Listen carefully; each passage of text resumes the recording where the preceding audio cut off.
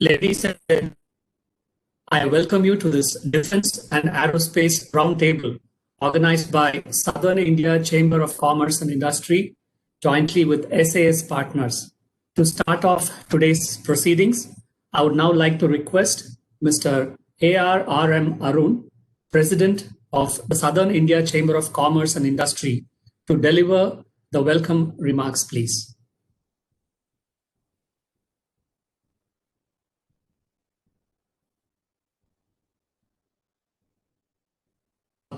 Mr. Arun, if I may request you to unmute yourself, please.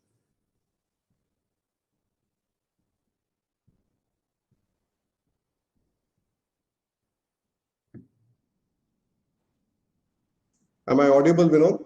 Yes, please.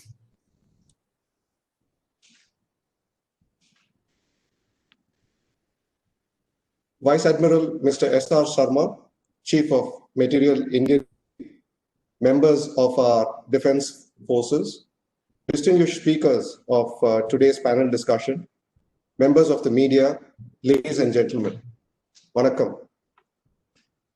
Wishing each of you a very good afternoon. On behalf of SICCI, it is my great pleasure to welcome Mr. S.R. Sharma, Chief of Material, Integrated Headquarters, Indian Navy, New Delhi, to this event.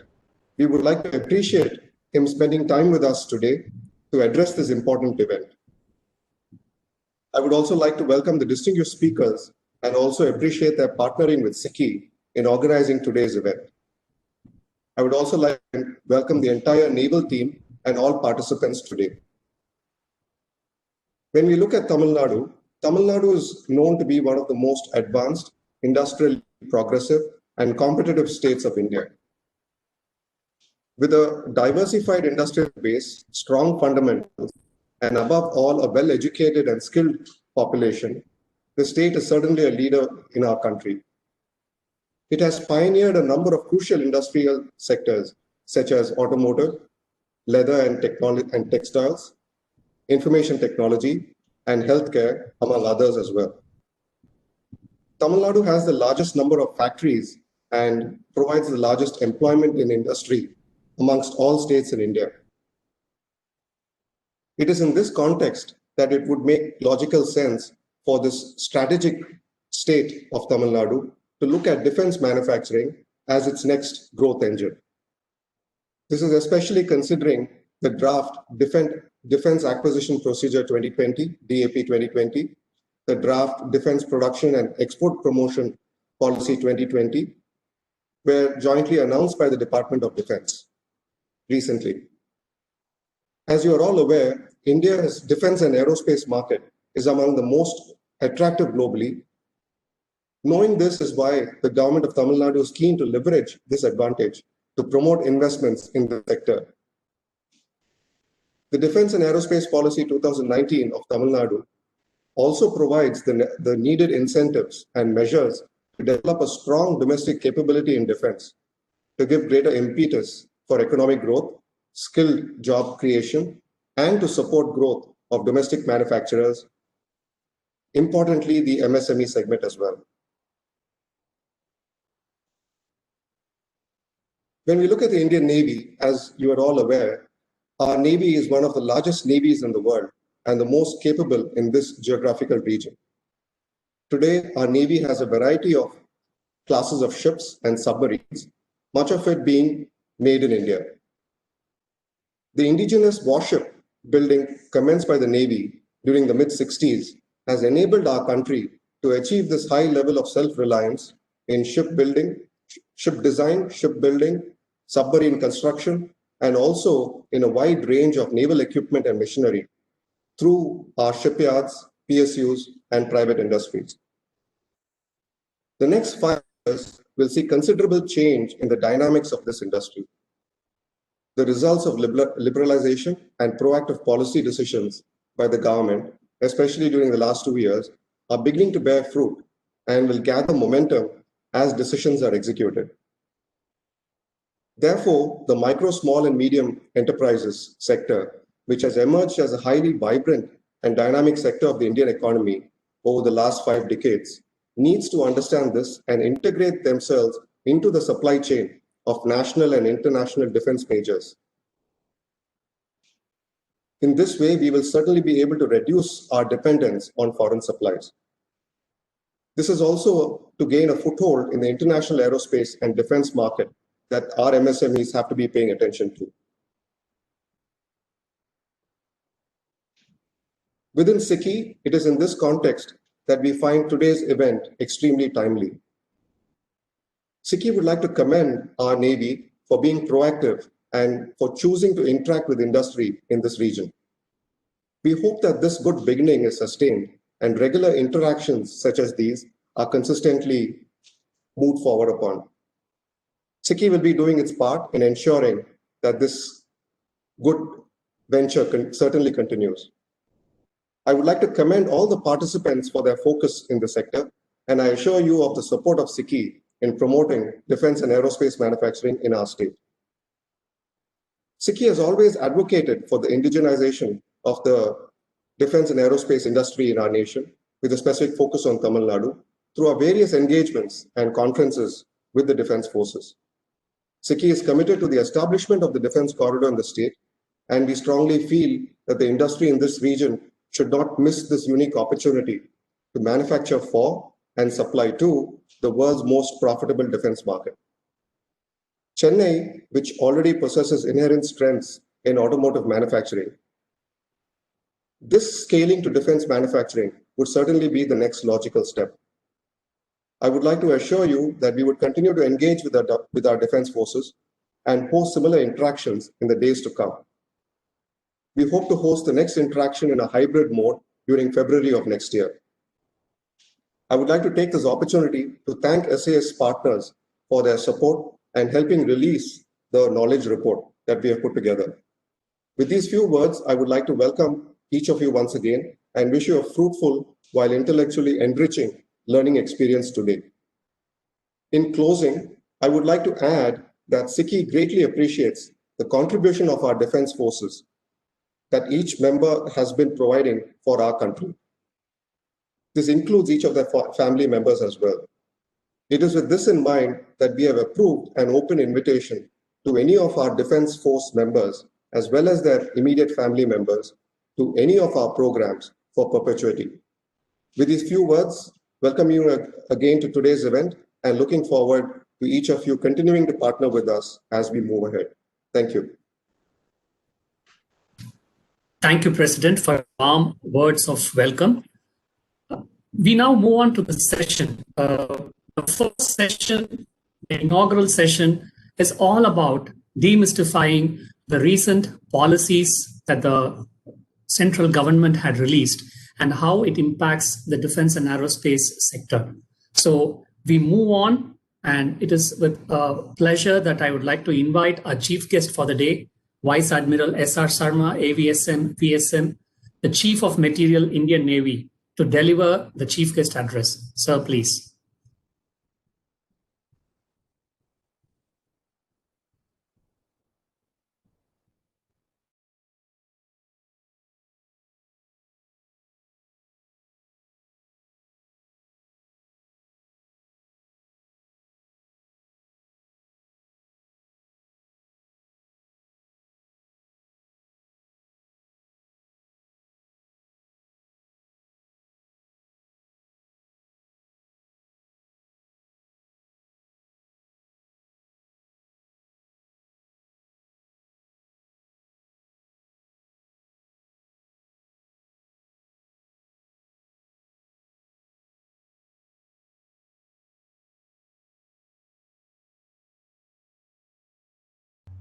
Yeah.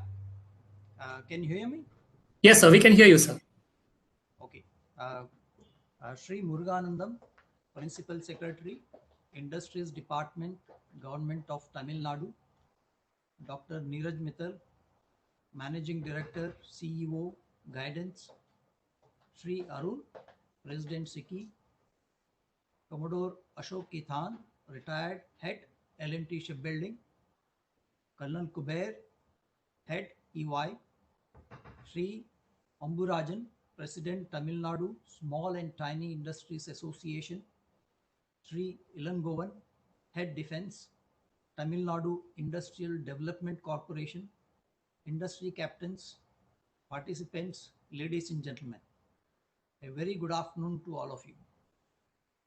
At the outset, I would like to appreciate the efforts of SICCI, SAS Partners, and Guidance for hosting this webinar session on defense manufacturing in Tamil Nadu, emerging opportunities through the DAP 2020, an aptly selected topic amid the present backdrop of challenging fiscal environment due to COVID-19 pandemic.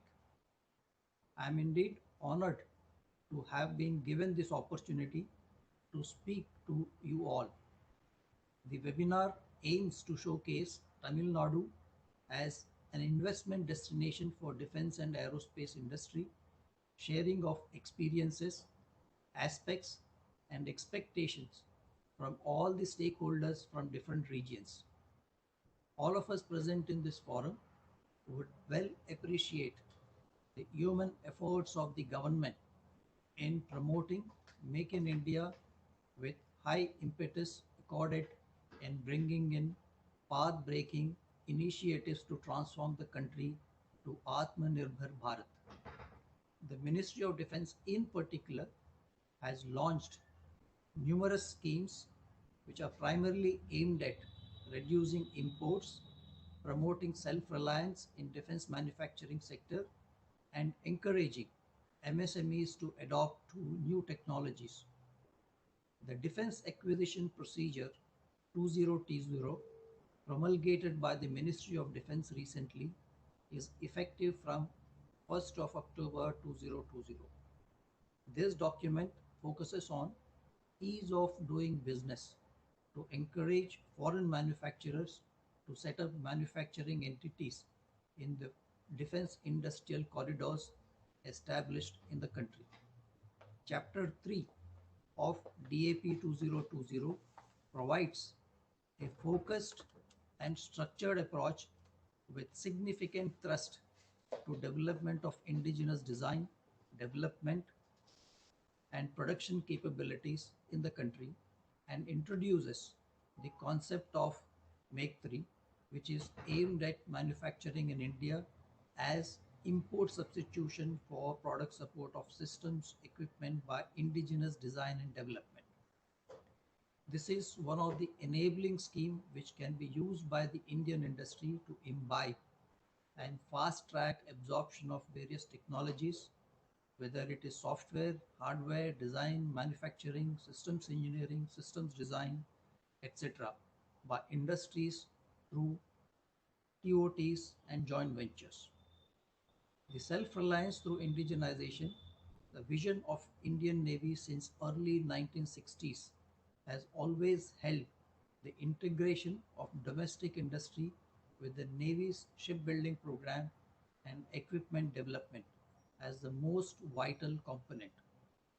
Towards this, the Indian Navy's maritime doctrine, vision document, and the maritime strategy provide the intellectual underpinning and framework for its force planning.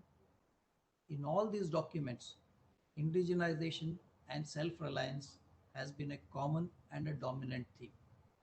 Further, to bring our industry and academia on board, our future requirements of niche technologies and indigenization have been broadly spelled out in various documents such as Swavalamban, the Indian Navy Indigenization Plan 2015 to 2030, Naval Aviation Indigenization Roadmap 2017 to 2022, and Technological Perspective Capability Roadmap 2018.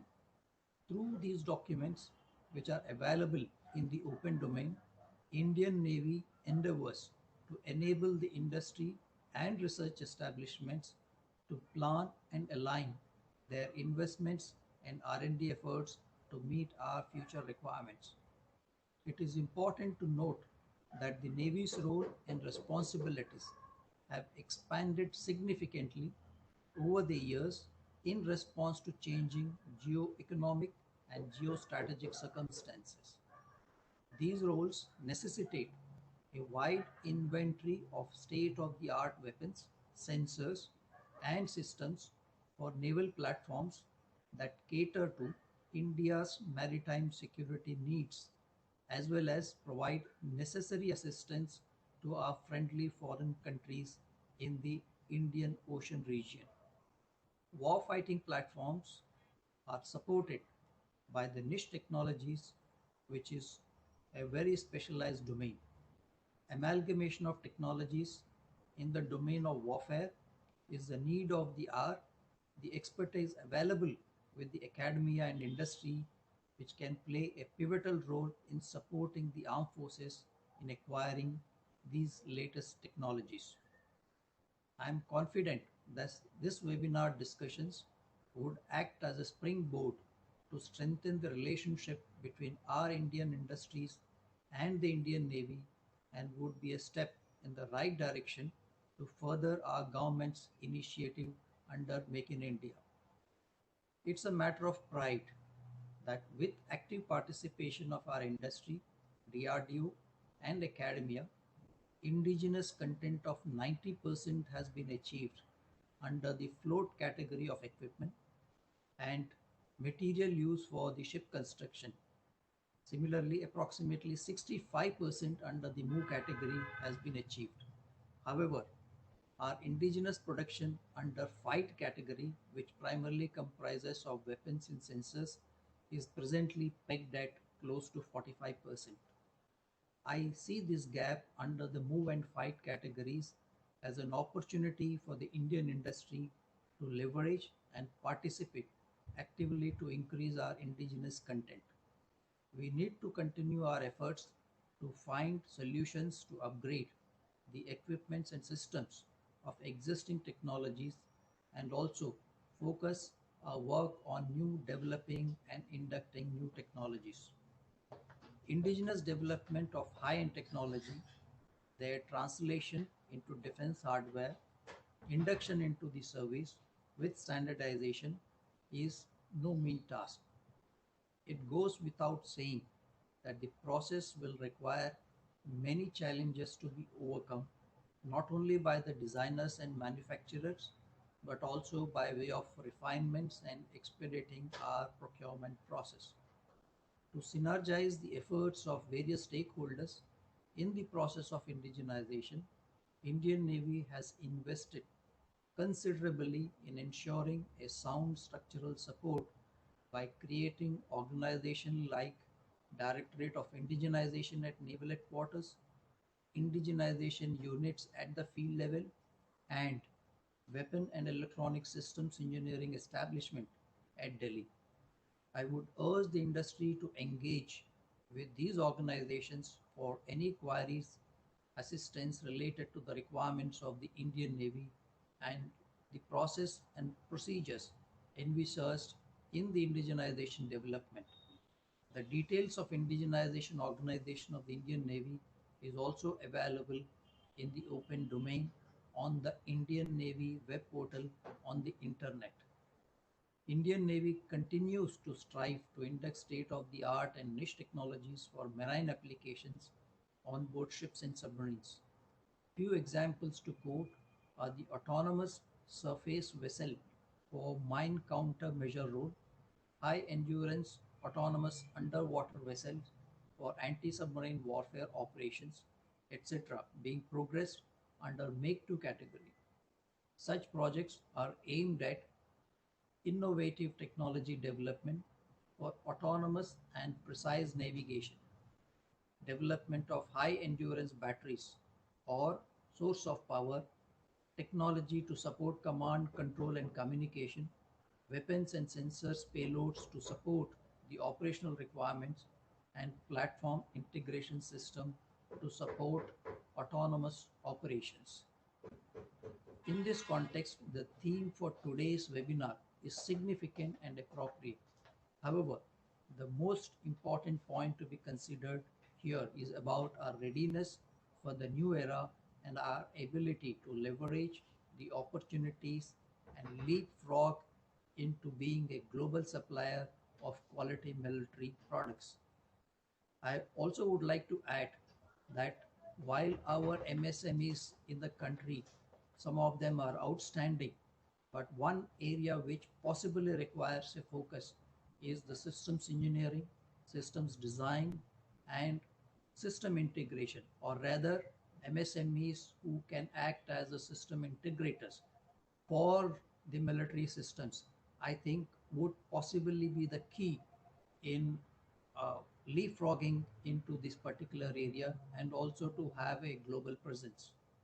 I am sure that today's deliberations will yield rich takeaways for the stakeholders and provide key inputs for converting uncertainties of today into opportunities for tomorrow, exchange of ideas to strengthen indigenous defense manufacturing in a big way.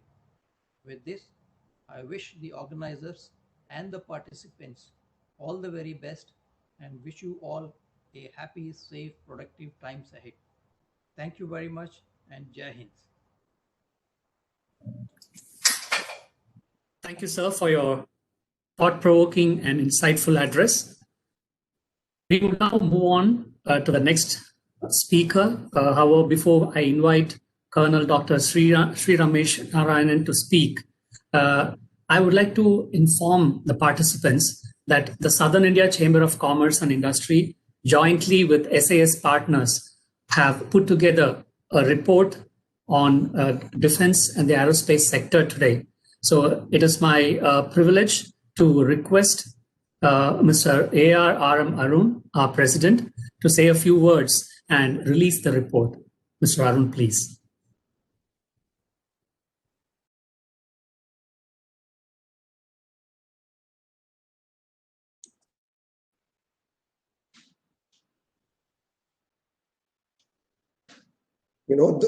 Can I request for another 5 minutes?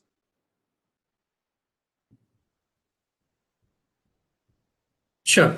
I would now like to request Colonel Dr. Sri Ramesh Narayanan, the business head, Defense and Railways of Precol Engineering Industries Limited, to share his thoughts. Special address, theme address by Colonel Dr. Sri Ramesh Narayanan. Over to you, Dr. Narayanan, please.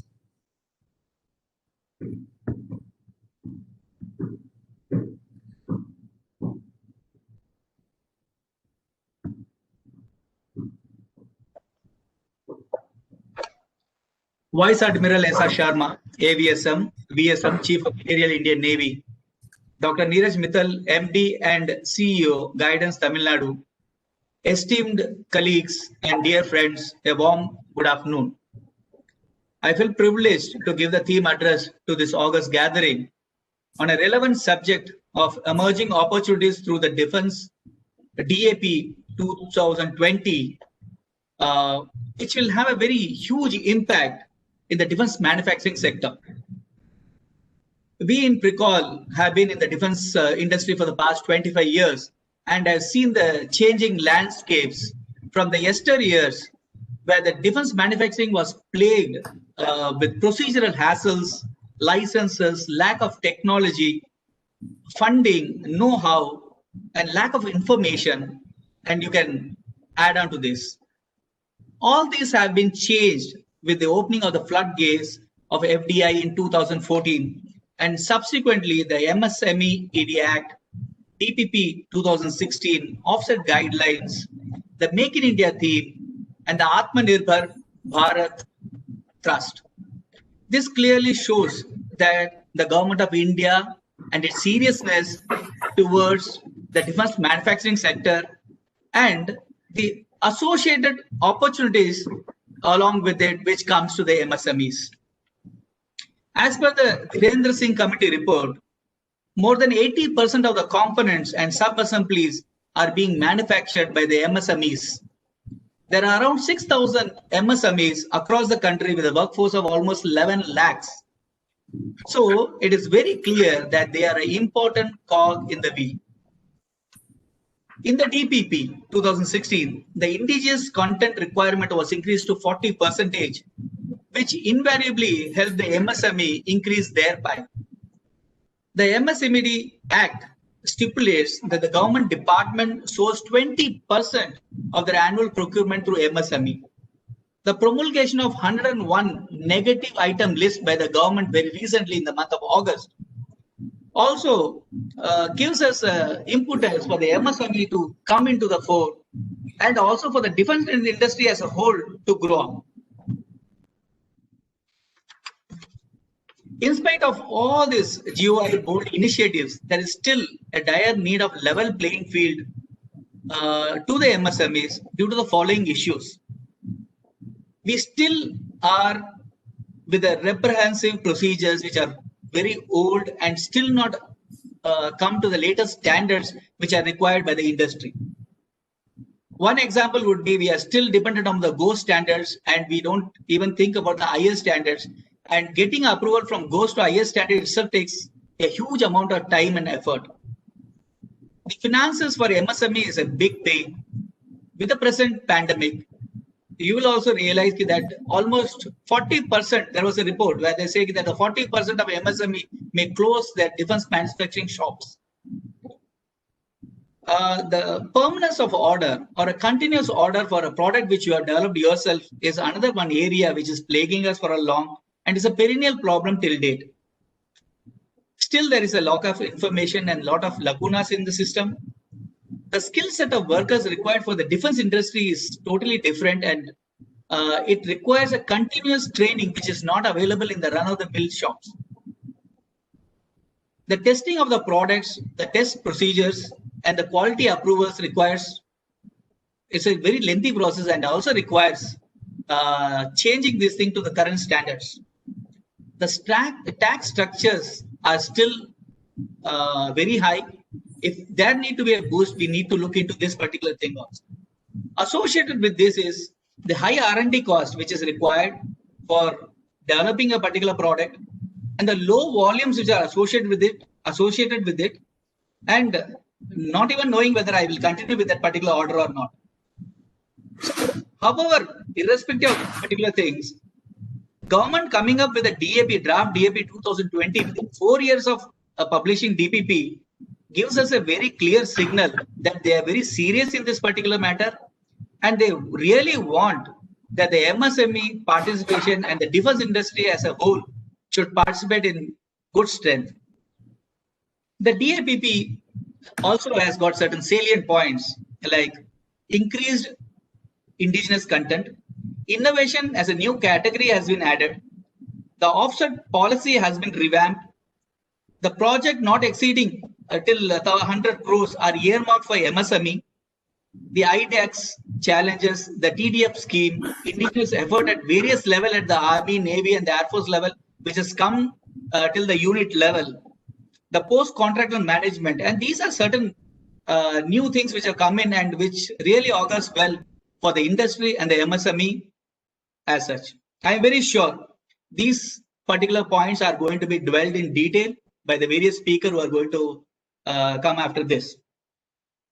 But I also want to bring out that this is a continuous process. So these informal meets or the formal meetings like what SICCI has done will bring in various stakeholders, will bring in a new thought process, bring in the ground realities and the problem being faced by them. And I also like to bring out that the points which have been brought here may be collated and brought to the notice of all the stakeholders so that this process can be refined over a period of years, and over a period of this particular action will help us in improving the system day by day. I would also like to end my address by putting the following point in your minds for pondering. Can we bring in GEM, that the government e-market, as a single source buying of defense items? Can we bring in a single window system for all defense related issues for all the three forces? Do we need to look into the capability and competency of the industry instead of the equipment oriented issue? Today, when we go to the people, they said, this is my equipment, this is my problem. But the industry works on competency basis. Now there is a gap between these two. So if I am making a sensor, I can very well make a sensor for any of the equipments. So do we need to change from the equipment oriented issues to competency based issues? And is there any way there is a mechanism for addressing the various procedural issues at the ground level which keeps on cropping up, and how to address that in a speedy manner so the system becomes much more efficient? And how do we get this startup who can be providing the solutions and a MSME who can be the manufacturing agency, how we can bring the synergy between these two so that this will help us as we go forward in achieving the actual Atmanirbhar, which the PM vision is all about. And with this, I would like to conclude my address. Thank you so much for this opportunity, and Jai Hind. Thank you, Dr. Sriram Vishnarayanan, for your practical insights and your words.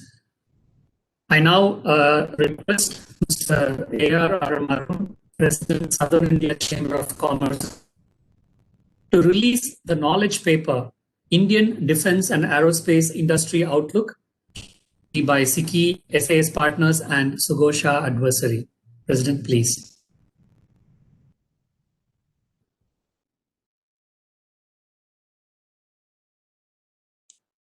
Vinod, can you hear me? Yes, we can hear you. Ladies and gentlemen, I take pleasure in releasing this report, which was put together by SICCI as well as SAS Partners. We would certainly like to thank SAS Partners for assisting us with this process.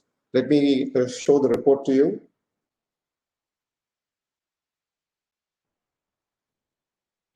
This report will be shared with respective government departments, both at the state level as well as the central level. It will, of course, be shared with our three defense forces. Please feel free to reach us if you need a specific copy. We'll also make it available to all participants of today. Thank you.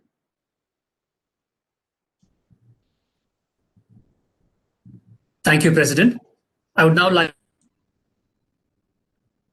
move on to the next speaker, Dr. Neeraj Mittal, the IAS, the MD and CEO of Guidance Tamil Nadu Government of India.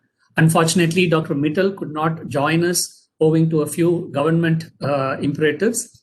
So Dr. Mittal has sent us his recorded comments, and we would play his recordings outlining the opportunities that are there in Tamil Nadu and how Tamil Nadu government has created the right policy initiatives and the ecosystem for defense manufacturing in the state.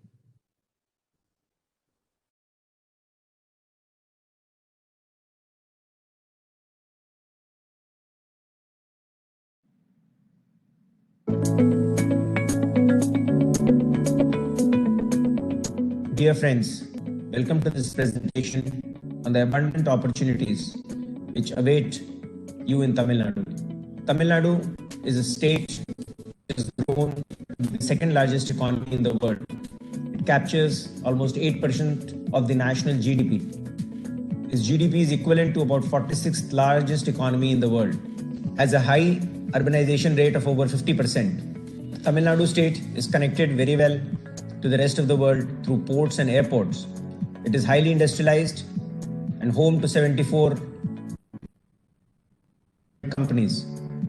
As a company, one looks at power as a critical input, and we are surplus in power. We are in a position in renewable power and in providing good quality human labor. If you look at the infrastructure, as I said earlier, we have 4 international airports, 2 domestic airports, 4 large seaports, and a healthy internet connectivity. Tamil Nadu is well connected by airports, seaports, roads, and internet connectivity. We have about 14.8 terabits per second bandwidth landing at Tuticorin and at Chennai.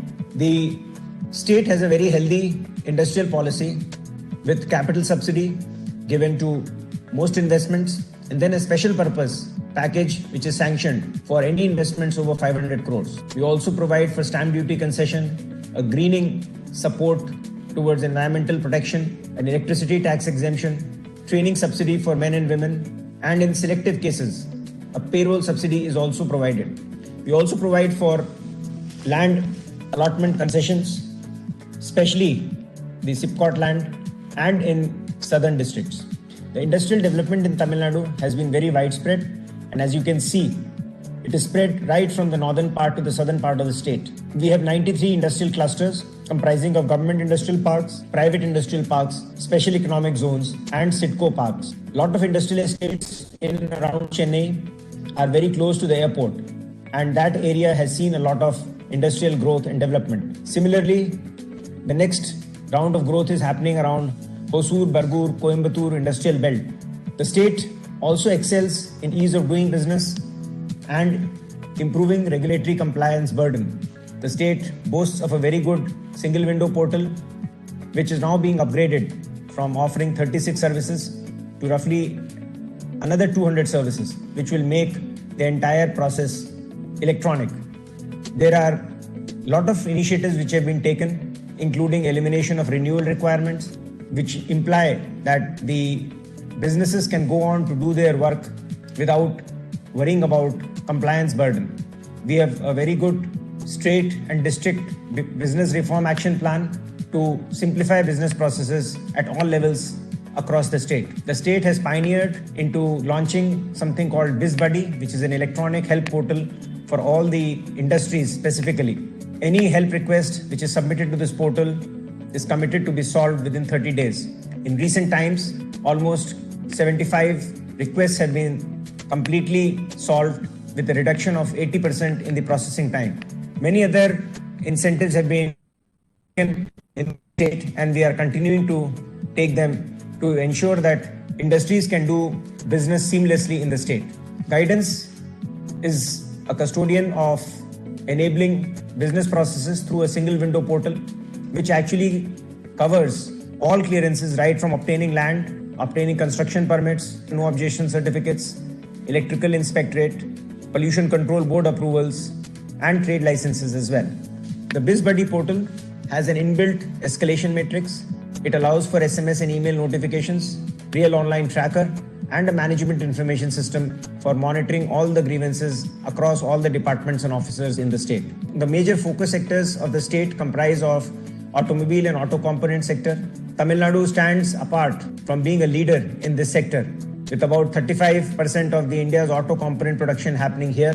One car in 20 seconds is produced in Tamil Nadu, and one two-wheeler is produced every 6 seconds. We are the largest tire manufacturer in the country, with multiple R&D training centers here. As you can see, we have all the large big names as our partners in the state, including Daimler, Hyundai, PSA, MRF, Renault, etc. The other sector which the state is very well equipped to support is the electronics and hardware sector, and we ranked the second in the entire country. We have 16% of the national production, and we export roughly $1.2 billion every year. All major companies are represented in Tamil Nadu, including Foxconn, Motorola, Nokia, Flextronics, Samsung, Dell. Upstream ecosystem and the downstream ecosystem are very great consumers of the electronics sector, and therefore the system is very, very vibrant. The general manufacturing sector, as is evinced from the largest concentration of industries in Tamil Nadu, we have the largest number of factories here. We exported roughly $2.5 billion of export, and we employ 2.5 lakh people.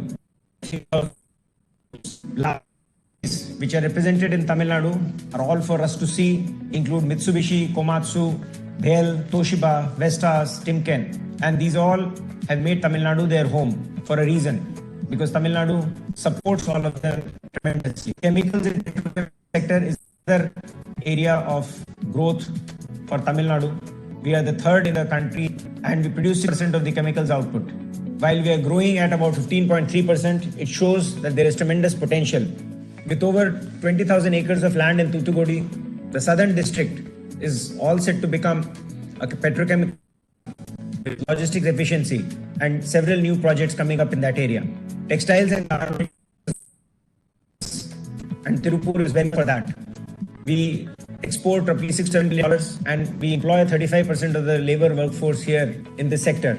The companies here can see that there is a large opportunity to expand into technical textiles and related sectors as a sunrise sector growth area. The next area of growth is the medical devices and pharmaceutical sector, where Tamil Nadu has a great future and we look for investments in this area. We have about $1 billion of output, but we are growing rapidly and we hope that the state will be a leader in the near medium term. The state is setting up a 330 acres Medipark in Chennai and a bulk drug park also near Chennai with the state-of-art infrastructure. We are no doubt the 5th largest manufacturing state with 400 companies, but we aim to become numero uno here as well.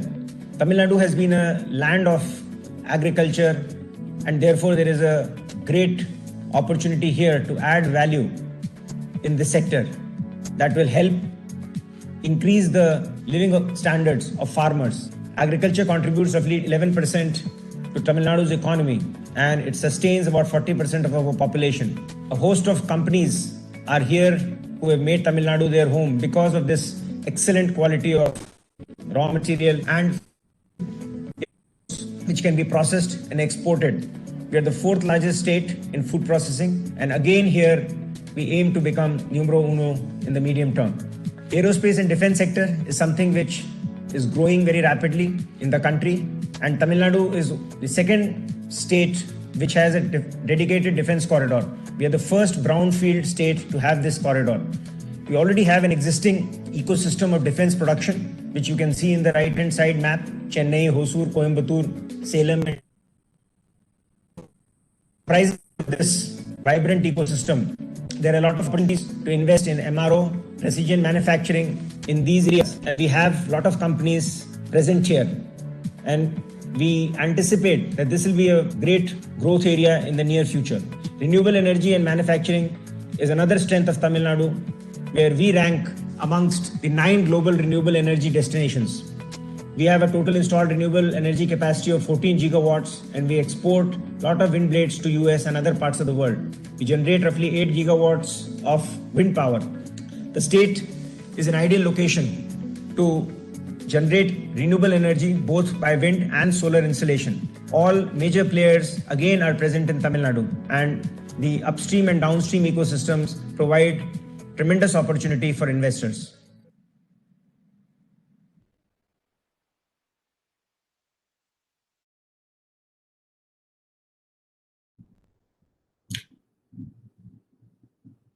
I'd like to place on record our thanks to Dr. Neeraj Mittal, IAS, the MD and CEO of Guidance Tamil Nadu, for recording his comments and sharing it with us today.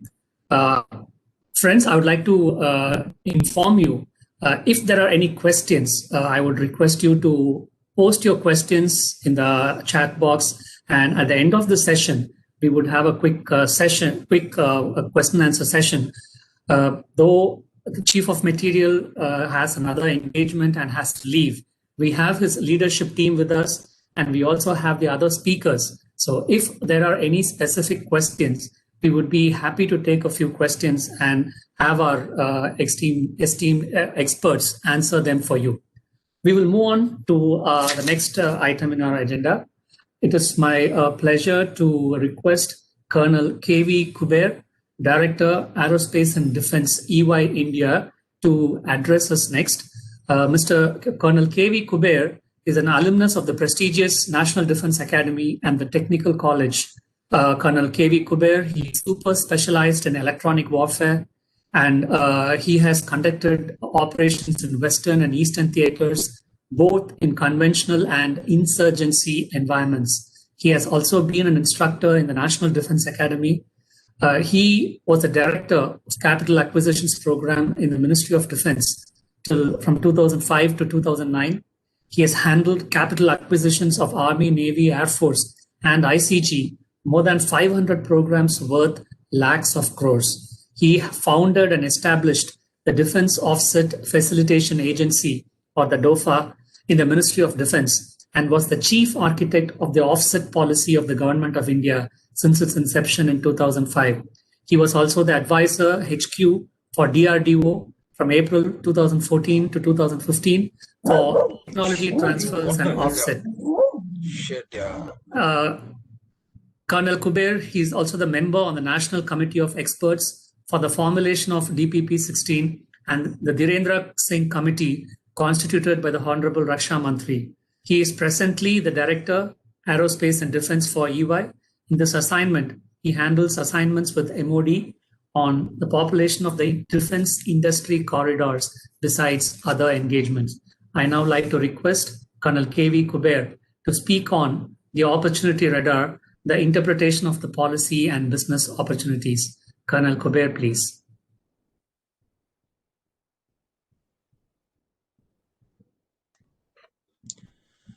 Thank you, Vinod. Thank you, everybody. Bharat Deshe Sainikah, Samudra Navikah, Samprati Pujita, Yeshtra Dhanya Mahashaya, Komal Janani, Namaskara. Ladies and gentlemen, very good afternoon to you.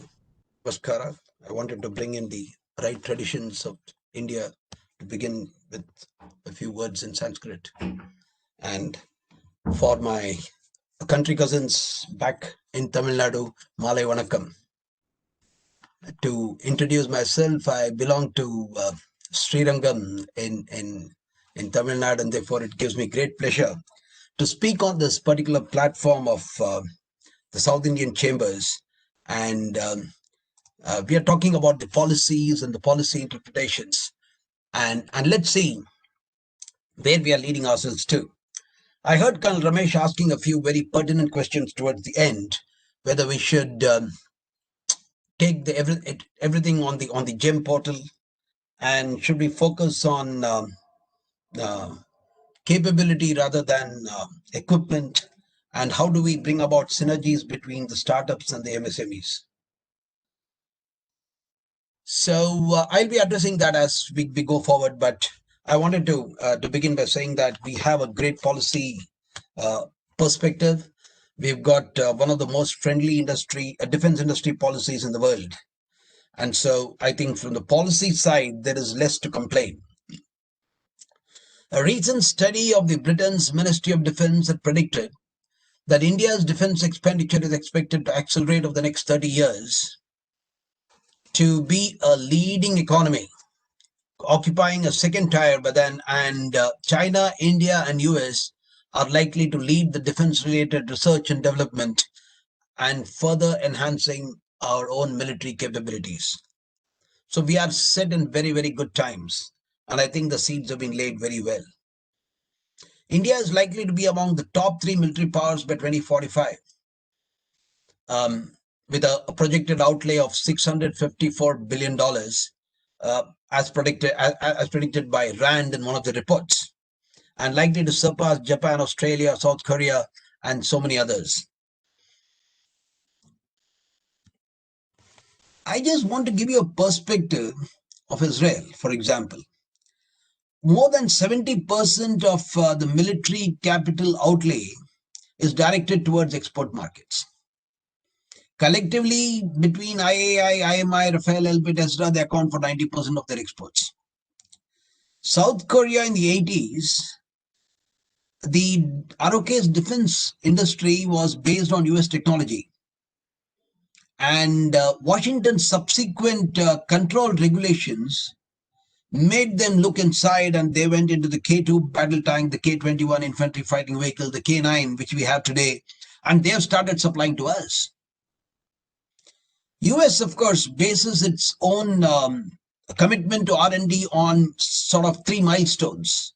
Milestone A, where they initiate the technology to maturation and risk reduction. Milestone B, initiating engineering and manufacturing equipment and development. And milestone C, production and deployment. This is very similar to the TRL levels that we would have. We have a system of TRL level from 0, we can call when you don't know anything or you don't even have an imagination, and TRL 1 when you start imagining it, and TRL 10 when you actually produce and you're mature with the technology. The status of the Indian defense industry, of course, we have gone through multiple stages of reform since independence. The major one came in 1991. The second one came in 2014. So 1991 was the one when we actually moved away from the reserved sector, and defense sector was placed from the reserved category. It was moved into the licensed category, and around 2005, when we were doing all this DPPs, the first DPP was initiated in 2002, and then 2005, then 2008, then 2009 we had an amendment, then we came to 2011, 13, 16, and today we have a DAP 2020. So there is a process of iteration, as even Colonel Sri Ramesh was talking to us about. And this iteration is the one which keeps us updated and which takes into consideration the aspirations of the Indian industry. The policy of reservation of equipment to the public sector was just jettisoned in 2001 and 2 when the press note 4 of 2001 and press note 2 of 2002, when it evened up and it actually synergized with the extant FDI regulations. And therefore, at that time, we started with an FDI of 26%, and today we are already at 74% on the automatic mode. So I think we have made very great progress over there. Indian private sector companies have actually matured from solely manufacturing components to undertaking assembly, and today we have L&T producing ships, we've got Bharat Forge producing the guns, we've got Adani's producing the aircrafts. We've got companies like Gopalan Industries who have come into the defense sector, and they're already interacting with OEMs and working for OEMs. So these are some very great. In fact, when I see companies like Gopalan Aerospace, I mean, they started, I would say, afresh, and that's an inspiration for many of it. They started afresh in maybe in about a couple of years ago. And today they're already working with a couple of OEMs, and that is the way we are moving forward.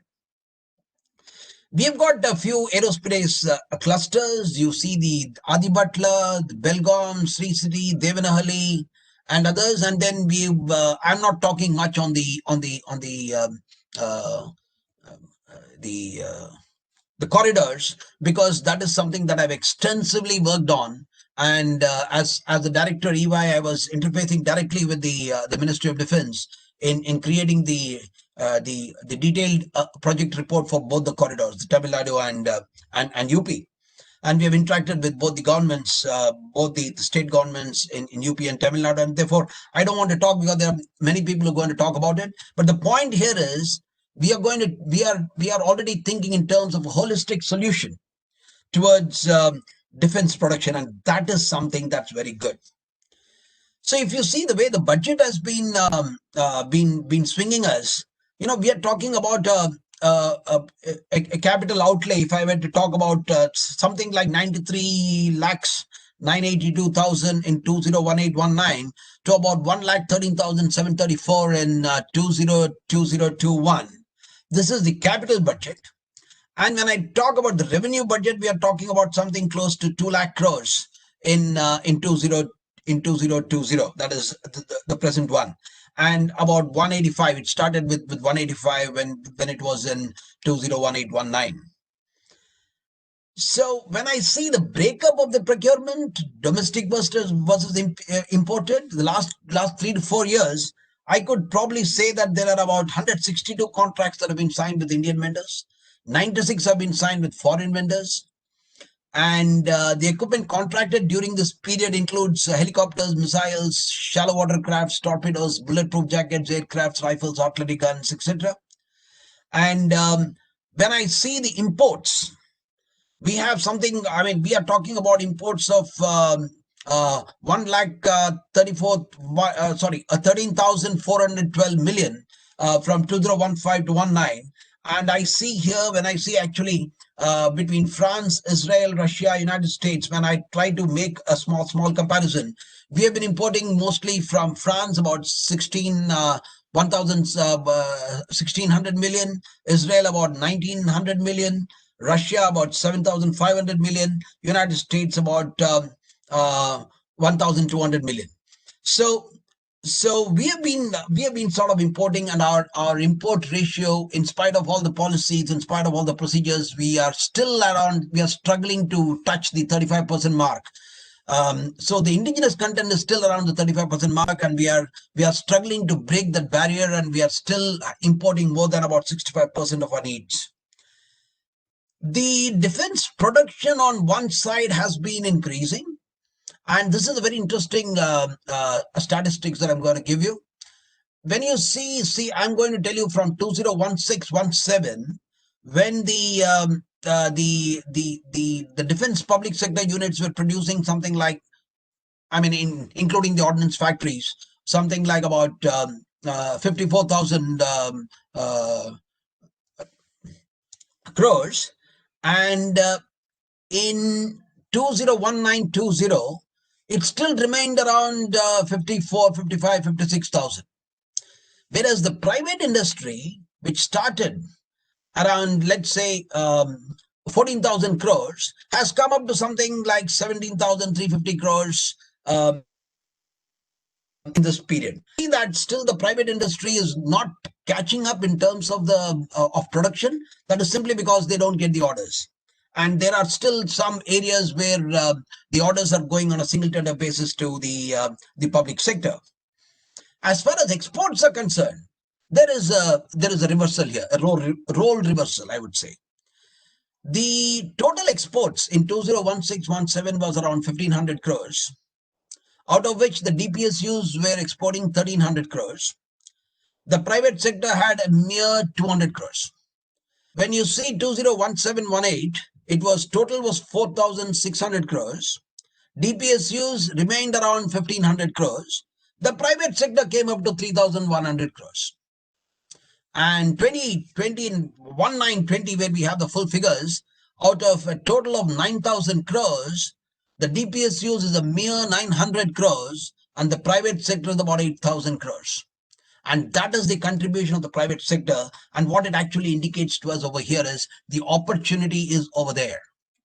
The question is, are we a part of the opportunity or not? I always keep saying this in many of my talks. It is like, the DJ is over there, he's playing loud music, the dance is on, the dance floor is on, it's full. Are you a part of the dance floor?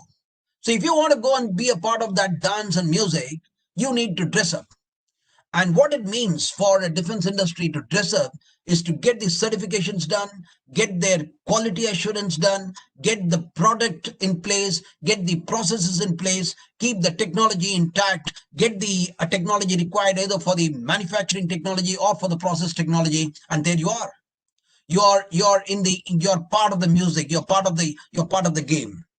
So we have a very transparent process. And I think the process has been improved. The defense procurement procedures have been improved every time. And we have today a process which got an RFI, a request for information, to RFP, to trials and things like that.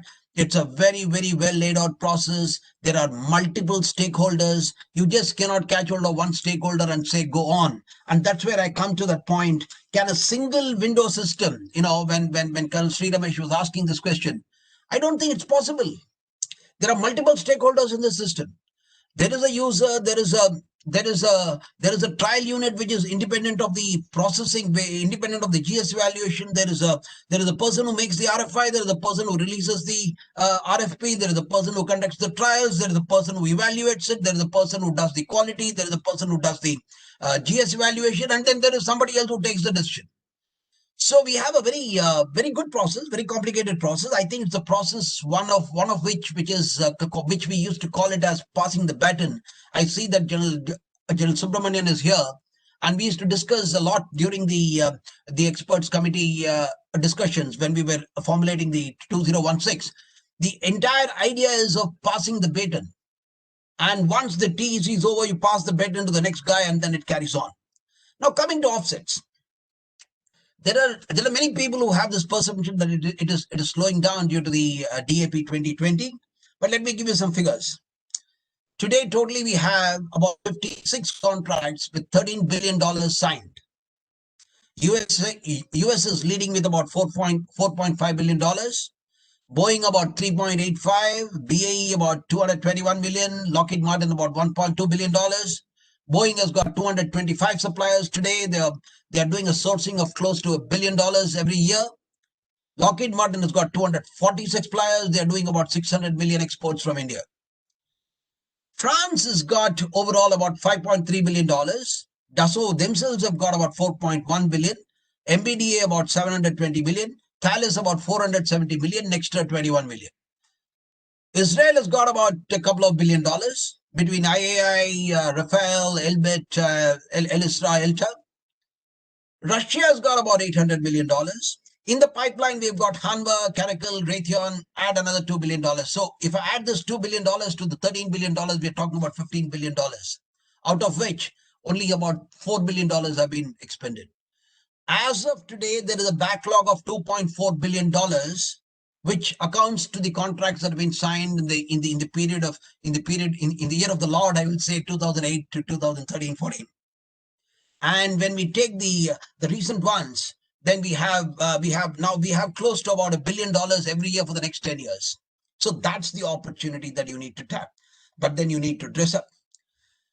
Coming to the opportunities in terms of indigenization, you should visit this website called SRIGEN, where the MOD has come out very openly and they've put out what all they're importing, what all the DPSUs are importing. Earlier, people like me used to call the DPSUs as conduits for the foreign OEMs to come in. Because you place the order on the DPSU goes and imports from outside, and then they put a stamp and then they shove it into the army and armed forces. But that figure is today available to you in the public domain. So what does it mean? The DPSUs are now inviting us to come and say, this is what we are importing because it's not available. Can you make it? So here is an opportunity for the Indian industry to proactively go search that website of SRIGEN, find it out and make that. Now, we have, two major policies. One is the national policy, which says any RFP less than or equal to 200 crores will be only for Indian companies. So there is a very great opportunity over there. Most of the revenue procurement and quite a few of the capital procurement in the armed forces do fall under this category, which are under the powers of the service chiefs. The process is faster, the decision is faster, the opportunity is great. And the DAP also provides that anything less than 100 crores will be reserved for the MSMEs. All that they are saying is get at least one more guy for the sake of a competition. Unfortunately, we are in the era of competition. We are in the era where we have to, we talk about L1. We have not yet graduated to the level of T1, although in some cases we do. Very selectively, we do that too.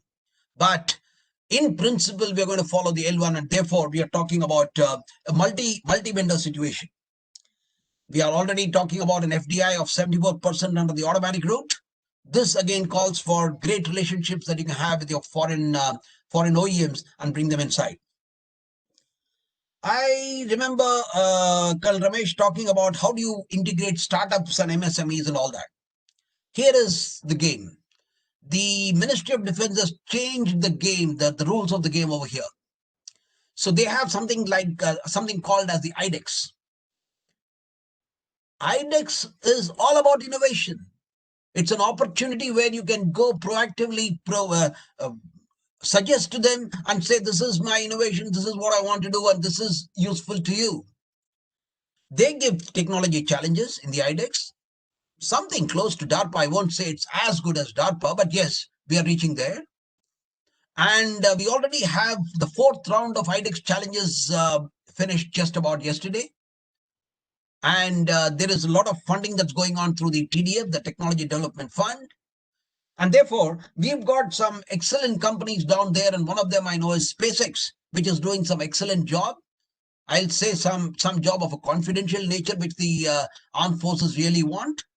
And therefore, we've got these companies, like there is a company called Taurus, a startup called Taurus, which is doing this. So there are companies over there which are coming up with innovative ideas, coming and showing up to the armed forces and doing that. So therefore, the opportunity is great. The next big thing which is happening over there is the Make-2 projects, which is industry funded. There are more than about 36 plus 13, about 49 projects which are already going on. Just to name a few of them from the Air Force, shafts and flares, air-to-ground rockets, 125 kg bomb, IRST, then for the Army, 125. So I've got the entire list over here. But the point is, We have already reached the stage of the project sanction order in more than about 8 of them, which means we are talking already in terms about some 3,000 crores in terms of orders that are being placed to the industry in a short span of time of 2 years. Air Force indigenization has come out with a wonderful website. In fact, hats off to AVM Ramakrishnan. He has come out with his website where you can actually, the entire indigenization of the Air Force is updated, and he's giving you a cumulative list from the time of inception. If you see that, you'll get inspired. You'll find, there are so many opportunities of that. MiG-29 spares for MiG-21, spares for everything. There are a lot of spares which are coming on under the revenue route, and a lot of innovative items coming over there. So it's a good thing to talk. It's a good thing to talk about it. There is a great opportunity in raw materials. Aluminium. Just to give you an example, we are importing more than about 14,000 crores every year. So what are we importing? We are still importing aluminium. We're still importing steel. We're still importing super alloys. We're importing titanium. We're importing copper and nickel alloys. We're importing tungsten, ceramics. So is there a need to stop this? I think very much. The global turnover for let's say aluminium is about 47% of the global turnover, with a value of about $25 billion. Steel is about 21% with $10 billion. Titanium is 13%, about $21 billion. Super alloys 10% with $30 billion. This is the opportunity that we need to invest in things like super alloys and all that. When we talk of the small industries, what do the small industries do? Small industries need to interface with the large industries to begin with, and interface with the MOD directly in the Make 2 and Make 3 projects as suggested by the DAP 2020. Participate in the Innovation and Defense Excellence Awards. Participate in the technology challenges. And most importantly, interface with the OEMs and create a second tier of revenue for yourself and be a part of the global supply chain. There is a lot of outsourcing that has started from the DPSUs and the ordnance factories. There is a mandate by the MOD on the DPSUs and the ordnance factories to do outsourcing. And therefore, that is another very good opportunity for us. But then we'll have to go through the RFI, RFP route and be a part of the supply chain of our ordnance factories and DPSUs. Today, we are producing all types of missiles. If you talk about the Akash, that's already on export. I mean, it's very much poised for export. The BrahMos is being poised for export. Your ships are being poised for export. So there are so many things happening over there. So you just have to be a part of the supply chain of BrahMos, and you will see the next 2, 3, 4 years, you will not be able to handle the orders that come to you, even if you're a small supplier. So the question is, how do we make use of these policies to our own advantage? How do we take advantage of these policies and step into the MOD system, break the bureaucracy over there, and say, yes, I am also here ready for you? Let me tell you, the bureaucracy is very nasty.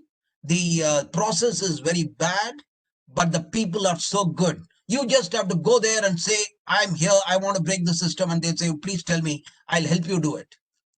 So here is the bureaucracy which is wanting to help you to break into the system, which is wanting to expand the production base. We are talking about a production of something like 65,000 crores today, and we are looking at 1,75,000 crores in the next 4 years. How does it happen? It happens only when more number of defense production units, they come into the system and and take advantage of the policies and procedures and be a part of the system, be a part of the global supply chain, do exports, supply to our armed forces, and there you are. So how does self-reliance really work? So in 1999, USA denies GPS services to India in the Kargil war. A few years later, in 2009, there was sudden switching off of GPS services by US, which caused a failure of the BrahMos missile test. Not many of us are aware of this. In 2020, India has bounced back and comes with its own GPS system recognized by IMO and is better than the GPS in terms of its accuracy. That is self-reliance. Where you now start, you say, okay, this is a challenge and I'll do it.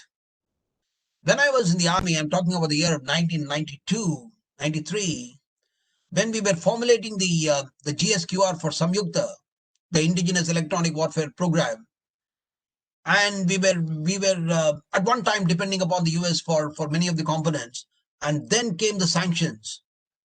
The way the DLRL, between DLRL, Bell, ECIL and the army, the way we swung about in the market and found small little vendors for small little things, antennas, supply. I mean, you just have to throw a challenge and the Indian industry is there to take it. And let me tell you, the indigenous electronic warfare program, Samyukta, is a classic example of it. As the commanding officer, I had inducted the system and I'd done the trials in Operation Parakram. And I'm very proud to say it's one of the best electronic warfare systems in the world. And I can also tell you the amount of information that we receive. I used to say with confidence, let this commander of 14th Division of Pakistan sneeze, and I'll tell you when he sneezed. I'll tell you where the mines are. I'll tell you where the minefield is. I'll tell you how they have drawn up their defenses. I'll tell you where their vehicles are. I'll tell you where their ammunition depots. I'll tell you how much water is flowing into the nalas. So we have reached a level where I think we are very, very good today. We are not talking about big things. We are talking about aero engines. We are talking about MRO. We are talking about critical technologies. We are talking about foundry in A&D. We are talking about so many things.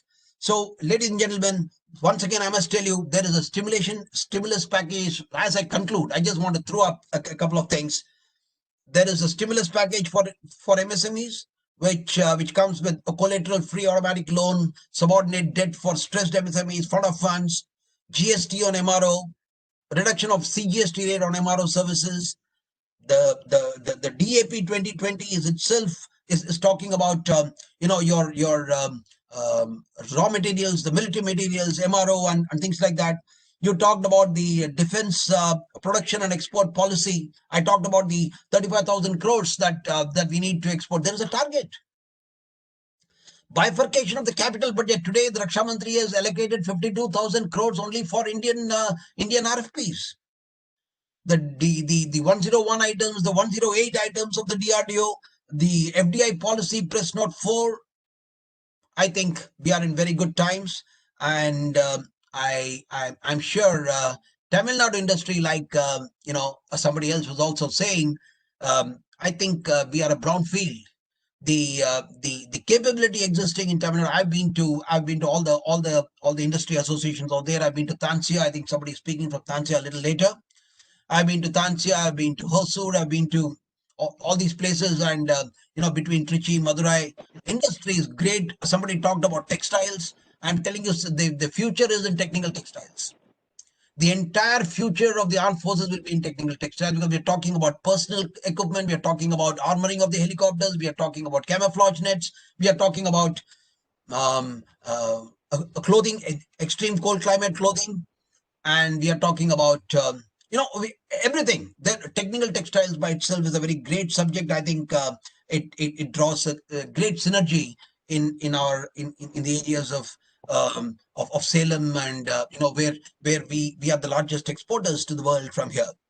So thank you very much. I think it's been a pleasure talking to you all, and I wish the seminar a grand success. Thank you. Thank you, Colonel Kuber, for your invaluable comments and sharing your thoughts. Thank you so much for your address. Friends, we've had quite a few questions from participants requesting us how to partner with the Indian Navy or how to supply to the Indian Navy.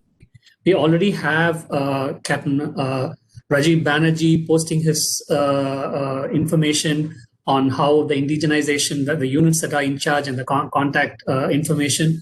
I would now like to request Captain Suguna Kumar to briefly share how the MSME and the industry could work with the Indian Navy and provide few information in this regard, please. Captain Kumar. Yeah, good afternoon, one and all.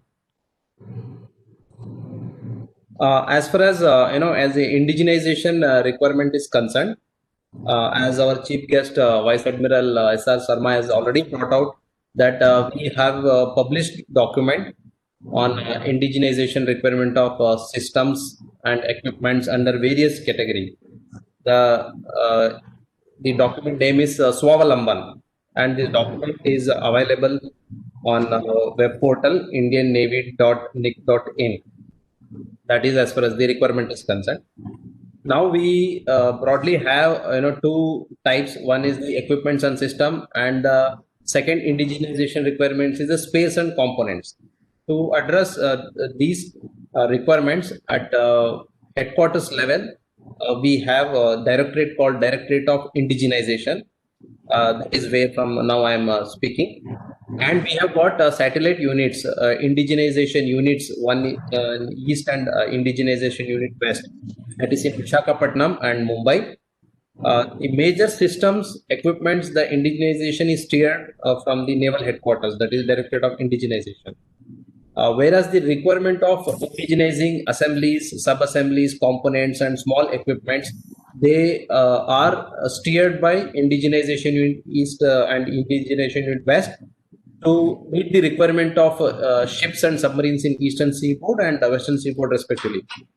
The contact details already Captain Bhattacharya sir has already forwarded his contact details on the chat. The same details are also available in the Indian Naval website indiannavy.nic.in.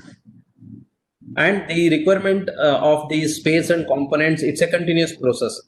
So as and when the requirement arises, both indigenization unit east and west, they take up this indigenous requirement and it is put on the government e-portal. The requirements are put, and it is basically, and you can have a registration with the respective indigenization unit and take up the indigenization activity. And whereas the major system is concerned, that is steered by Director of Indigenization, and there are professional directorates who specifically looks after electrical systems and electronic system and marine engineering system. And you can your company profile can be emailed to one of the email IDs, which is I mentioned in the web portal. What we do is we will go through your company profile and we will send it to the respective directorates in the naval headquarters and the field units as well.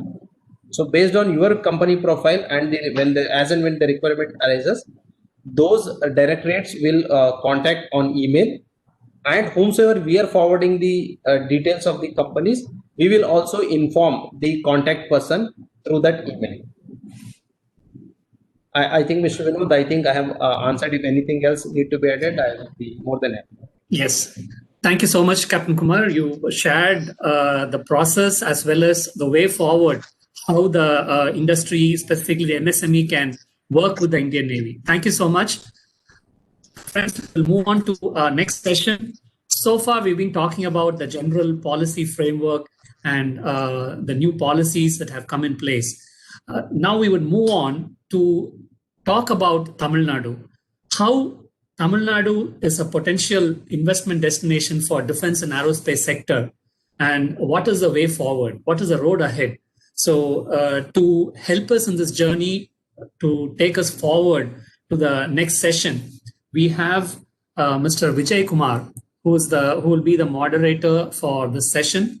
Mr. Vijay Kumar is known to most of us gathered here today. Mr. Vijay Kumar wears several hats. He's an economist, he's a business facilitator, he's an industry leader, he has advised people. He was for quite some time working as a group economist and the head for the Murugappa Group. And for over 22 years, he was the chief representative and director for the Netherlands Enterprise Agency. And now he works as the advisor for India entry and international affairs for SAS Partners. So without further ado, I would like to request Mr. Vijay Kumar to take charge and lead the panel discussions. Vijay, please.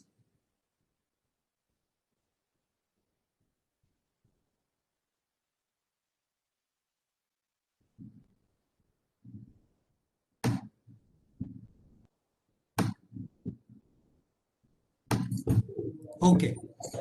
Yeah. Hello. Good afternoon, everybody. I think it's been a wonderful inaugural session. We had a lot of very interesting speakers, very interesting presentations. And I think Colonel Kubar, who spoke last, was extremely inspiring. And the whole idea of this second session is basically a panel discussion where we have some very interesting people in the panel. We have a gentleman from France, Mr. Vincent Gori, who's an aerospace engineer, and also from the group of French industrialists on aerospace. We have Dr. Udyant Malhotra, CEO and Managing Director of Dynamatic Technologies. We have Lieutenant General A.V. Subramaniam, who is advisor to Lakshmi Machine Works. And we have Mr. Suresh Lakshmi Swami, Head of Sales at Simra Production Engineering, part of Segula Technologies. Last but not least, we have Mr. Vasudevan Srinivasan. Mr. Srinivasan has come to represent the small scale sector because Tanstia could not attend, though they were supposed to be part of this. We will begin with each of the panel members giving a short 5-minute description about themselves and their companies and their activities. After that, the panel discussion will begin. And I'd like to start first with Mr. Vincent Gori, please.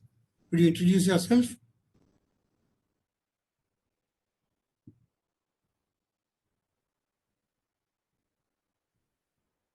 Mr. Vincent Gori? Yes. Good afternoon to all of you. Thank you very much, Mr. Kumar. I would like to participants of the roundtable with me today. I know Toby, we've had the occasion of meeting some years ago. And I know also Suresh, Shumasami, and also Sudarajan, who we had the opportunities to meet in the past. So I would say briefly about me that I'm working for GFAS, the French Aerospace Industry Association. I've been interacting with India for quite some time now because I was based in India for Safran at one point of time. GFAS is we have 415 members. Among these members, big groups, large groups such as Airbus, Dassault, Thales, and Safran, for example, but also an MBDA, but also mid-size and SMEs company. And we try to develop the presence of French companies in India and the development of bilateral relationship with Indian companies. We have a close relationship with CII, SIDM, and SICCI as well. And we had interactions also in the past with ADAT for Tamil Nadu. So as it is today, there are some 60 French companies who are present in India. I mean, from the aerospace sector. They are in different parts of India. There are some in Tamil Nadu as well. And we are looking forward to be more present, and maybe we'll have the opportunity to come back to that later on when we go in the matter of the presence, or the exact reason for presence of what we do.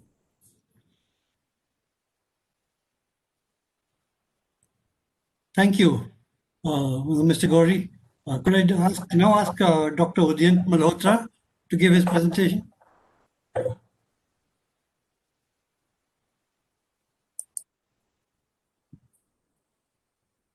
Dr. Malhotra?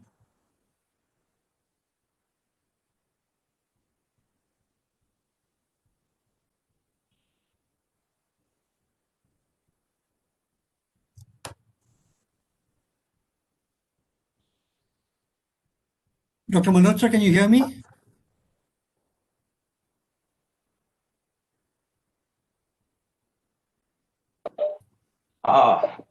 It's a little complicated. You had muted me and my mute button didn't work. So I had to go and unmute myself off your system.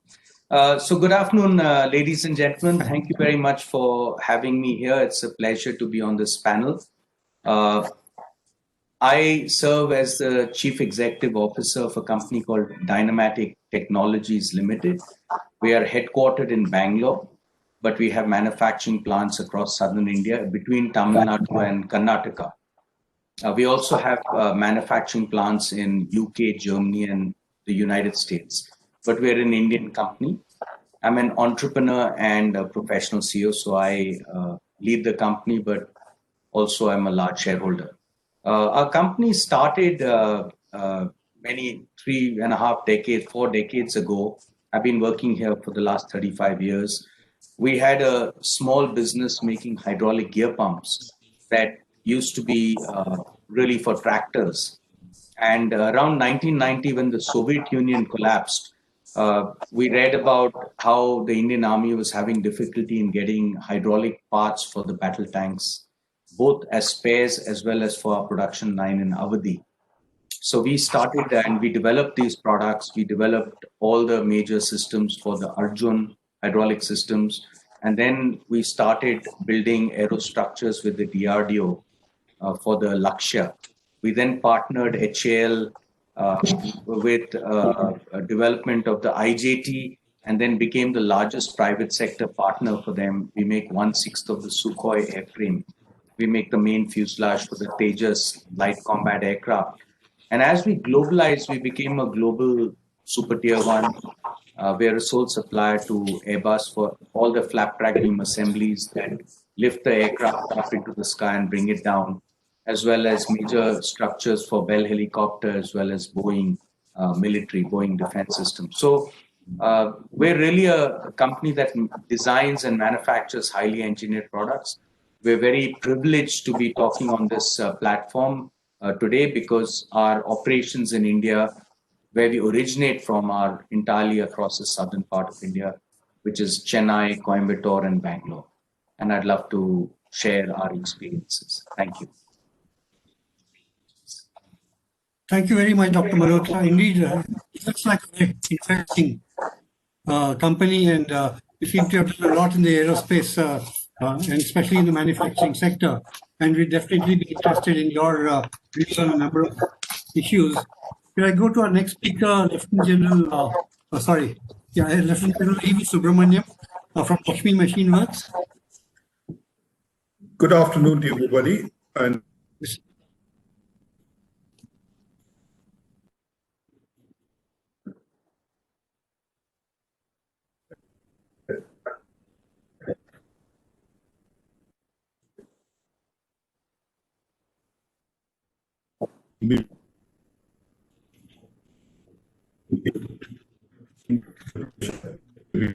the platform with people like Mr. Malhotra, is absolutely who are interested in aerospace and defense products. People are here. At this picture, I'm now associated with a machine work, so I should talk to I had been in the acquisition system of and I had been involved with the policy making before joining the Lakshmi Machine Works as an advisor. Lakshmi Machine Works is one of the well-known engineering entities of southern India. Is centered around the city of Coimbatore, the tier 2 city in the state of Tamil Nadu. In 1960s, immediately after our independence, when engineering industries were just about taking roots, at that point in time, closing India was one of the clean challenges that it was obviously waiting to be taken. And the Lakshmi Machine Works, the forefathers who founded this, Mr. GKD, as he is known as Dev Rajulu, he worked with the government and then established the facility here with a Swiss cooperation to manufacture yarns for the clothing. And for manufacturing that yarn, we are not just simply into that we manufacture yarn. We manufacture the machine which manufactures the yarn. And we do an end-to-end job of that. And once we started doing this textile machinery in the 60s, around 80s, we expanded into making CNC machine tools. The Lakshmi Machine Works machine tool division started after the started. That is considered as one of the pioneering machine tool division in the country, and we contribute significantly to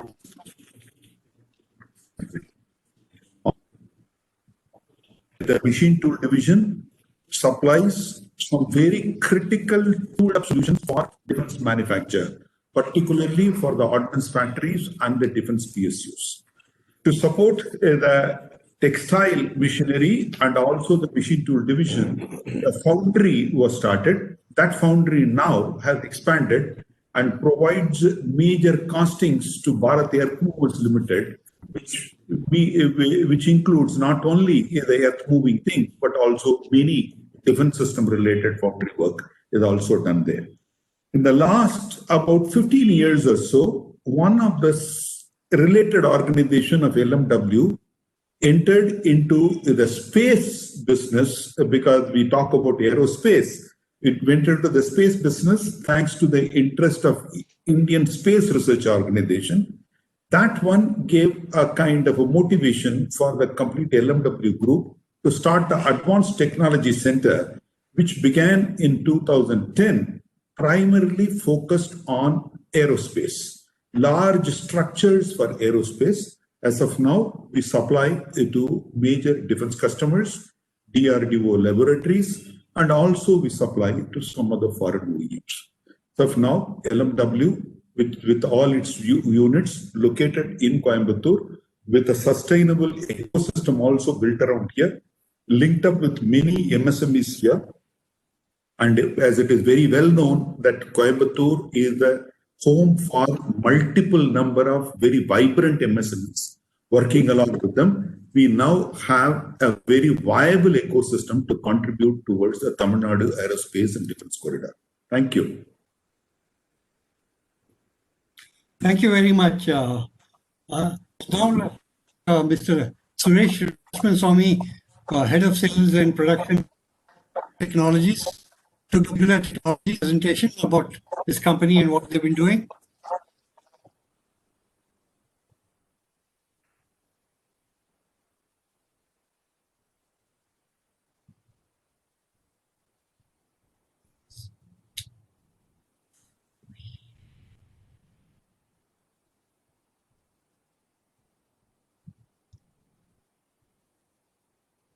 Mr. Ashwin Swami?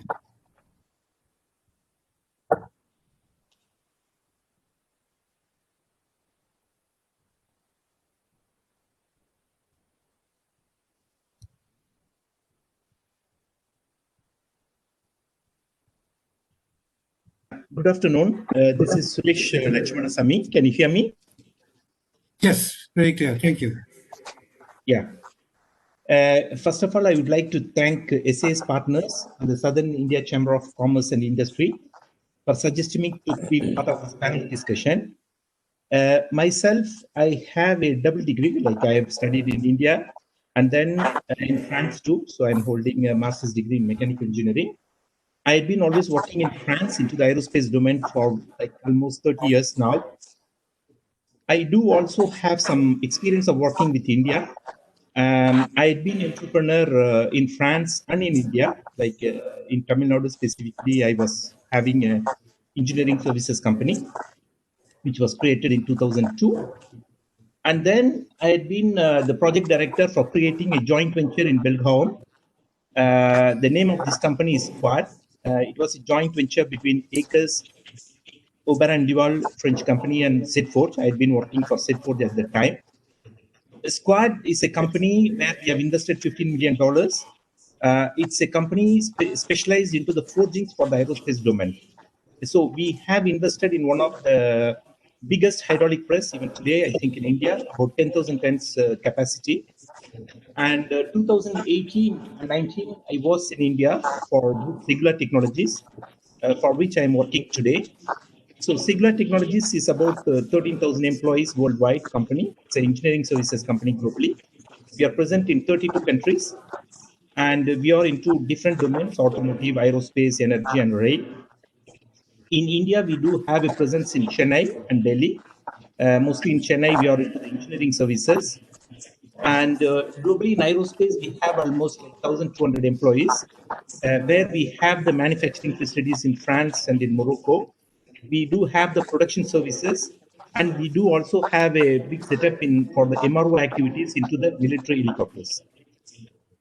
So this is about myself, and what I would like to hear or discuss with the panel members would be regarding sort of technology transfers or whatever the MRO related activities for military helicopters like Lama platform in India. I would love to discuss these subjects with the panel members. Thank you. Thank you very much, Mr. Suresh. I now request Mr. Vasudevan Srinivasan, who's Director of Pioneer Cold Store and Cladding Private Limited. Mr. Vasudevan, could you please give your presentation? Yeah. Good afternoon to all. Myself, Vasudevan.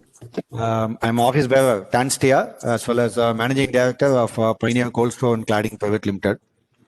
We are into manufacturing of polyurethane insulated panels for cold store and cladding.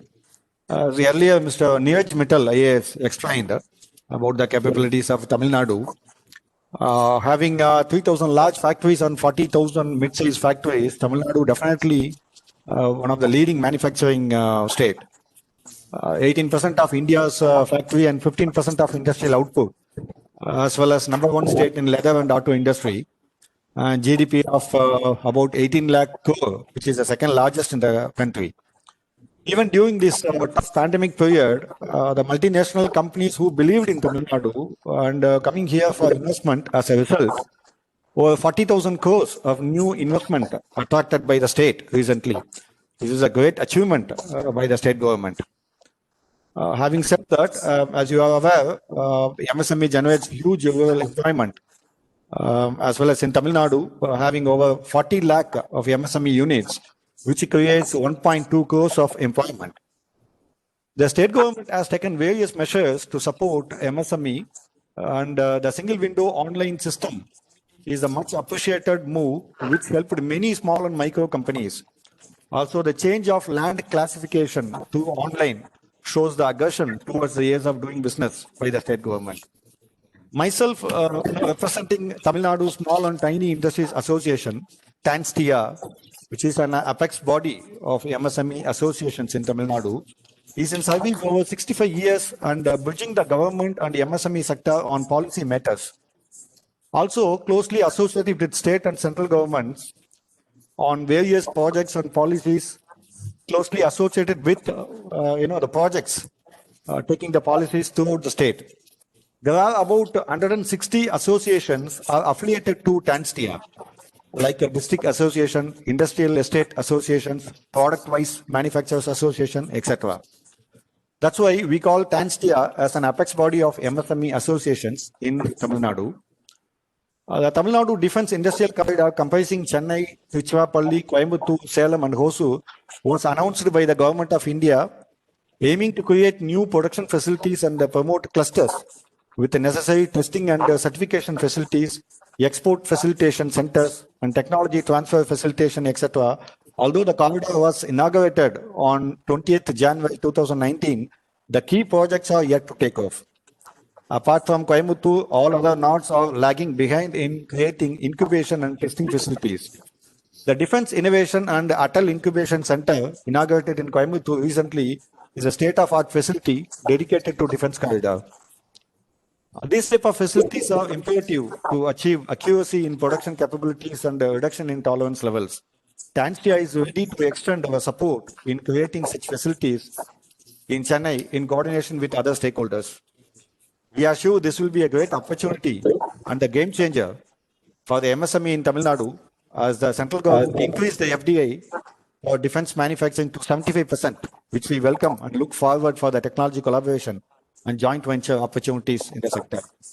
So, thank you. Over to you, Mr. Vijay Kumar.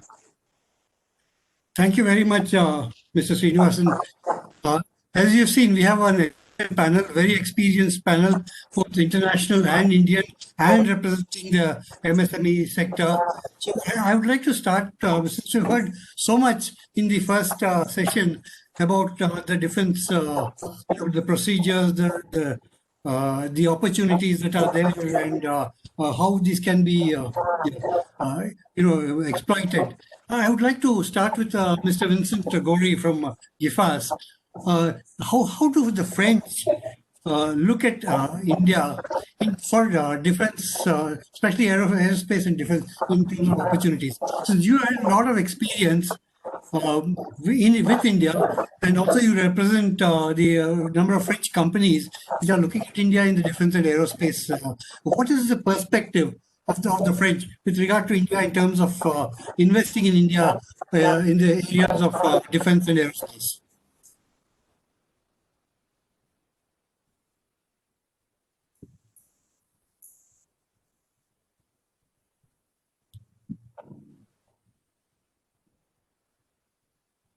Mr. Gori? Yeah.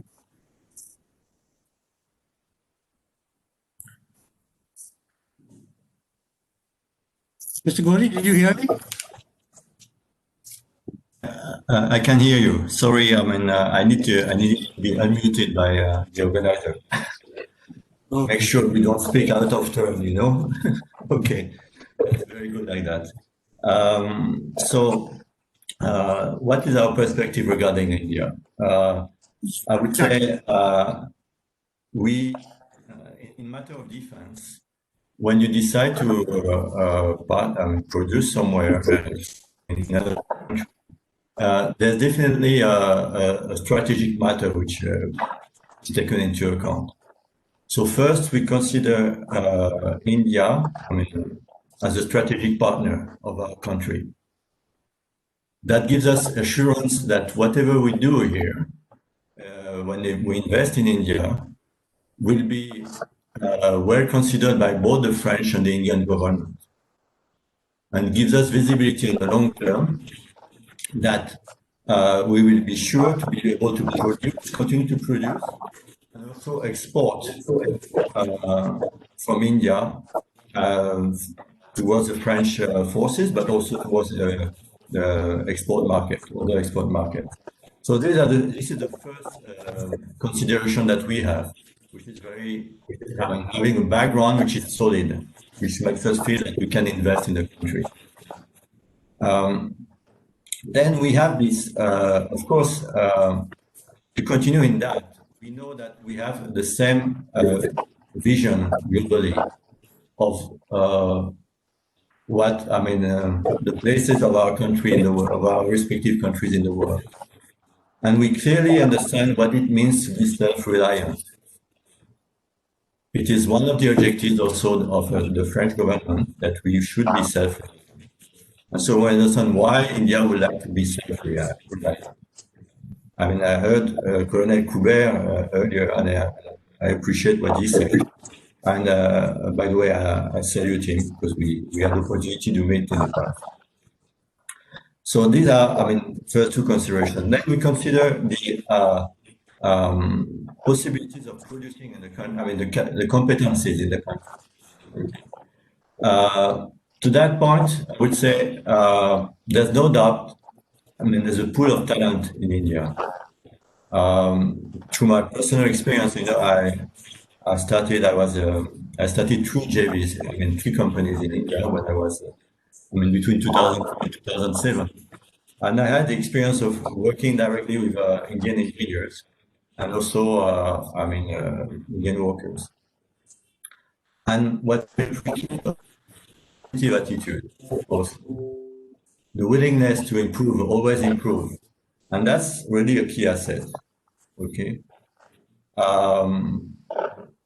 In the past, one of the drawbacks, one of the difficulties of investing in India was somehow the regulation was a bit heavy, okay? Lots of things has been done to improve this aspect. I would salute the fact that now we can invest directly into defense up to 74% in the country. That's definitely an achievement. And when I compare to the first JV we had created when we 2003, 2004 between Safran and HAL. We had to go quite high in the government level to go for 50-50 JV. Now 74% is quite a big achievement. I recognize that. So all these are very positive. There's one thing where we need to see improvement. It's somehow the recognition that in the aerospace sector, at least, the dual approach is very important. I mean, our industry is efficient because we work both in the civil and military domain. The technologies we use in the military aircraft, they go to the civil aircraft at one point of time. And we have with the civil aircraft, commercial aircraft, we have volumes which we don't have in the military sector. So it's important that the government recognize this aspect. And just put a bracket, it's the last DAP 2020 has removed the commercial aerospace industrial activities from the offset. I mean, it's not recognized anymore as an offset, eligible to offset. I think that it should change. It should come back to what it was earlier. Because in the aerospace domain, we may produce a certain number of aircraft, fighter aircraft, but we never produce as many as commercial aircraft. So we need, to invest in the country. We also want to consider the volumes which we can produce, take advantage of the labor cost in the country. Okay. If you want, I can stop here. And then we can later on come back more if you want. Just a follow-up question. You see, what happens is that invariably in India, they say that foreign companies are willing to give you the know-how, but not the know-why. Because they stop at the know-how, but they don't go to the know-why because they're afraid of their patents and being copied. And what is your experience and what's your perspective on that? Yeah. Okay. Good. Good point on your side. The know-why actually, it's when you develop something together. When you do things together, when you develop a new product together, so you know why. It's easier to say, this is why I'm doing this. This is why I'm doing this much, using this material, and so on. If you just transfer and say know-how, then afterwards say, okay, this is the way we do it. Then it's not the same. You don't transfer the same competence actually. Because when we sit together at the same table, we say, we have this issue, how are we going to produce this or develop this component, this equipment? And we have the thought process, the intellectual process, which we share together. And the know-why is easier, it's transferred easily that way. Otherwise, it's very theoretical. It remains very theoretical. That's why, when we, from the point of view of the government, anything which can promote joint development of new products will be beneficial for everyone. Thank you. I'd now like to go on to Dr. Malhotra. Dr. Malhotra, your company has a lot of done a lot of work in the aerospace sector. I'd like to ask you a very basic question. You see, if you go to aerospace, we don't normally divide it into, it's actually there's a civil aviation part, then there is the defense aerospace part, and there's the space part. There are three very distinct sectors in this. And, if I compare the aerospace sector with the space sector, our space has been tremendously, and has really achieved a lot. If you look at this, the Indian Space Research Organization, Whereas the aerospace in terms of defense has been the opposite. Though they are neighbors in Bangalore, they're literally HAL and ISRO are next to each other, whereas ISRO has reached tremendous heights and is respected all over the world for what they've achieved. HAL has not achieved the same level of technology or success in its development. And the civil aviation part, India is now one of the largest civil aviation markets in the world. And it's really growing rapidly, especially at airport infrastructure. Of course, the last 2 years have not been very good for the aviation industry worldwide. But how do you see these three distinct sectors separately and their part? Okay, so firstly, thank you for that question, Vijay. There's a difference between the way ISRO and HAL have evolved over the years. HAL is actually an extraordinarily rich, technologically robust organization, but as an MOD company, they have traditionally been kept in a way that our defense businesses have been kept in India, with an idea to ring fence them and to keep them as strategic assets. ISRO from the beginning was created with public-private partnerships. HAL has started that over the last 10, 15 years. So it's actually following in the footsteps of ISRO, and now you have a lot of spin-off companies which are successful. And I would actually suggest that Dynamatic actually was given birth to by HAL in a way, because we started as a developmental partner for them. You asked a very nice question to Vincent Gauri just before this about know-how and know-why. I just like to share that when I use the word super tier one, I didn't use the word tier one because what we are doing is we are co-developing and developing products for all our global customers. The flap rack beam assembly, which is a class 1 flight critical product, it's what you have under the wings where the flaps move up and down. We're the sole supplier for every A318, A319, A320, A321, and A330 produced on the planet. The original design of Airbus had 200 odd parts per beam. We've just redesigned this. We've done this together collaboratively with the customer, and we've monolithically machined it down to under 20 pieces per beam, per assembly.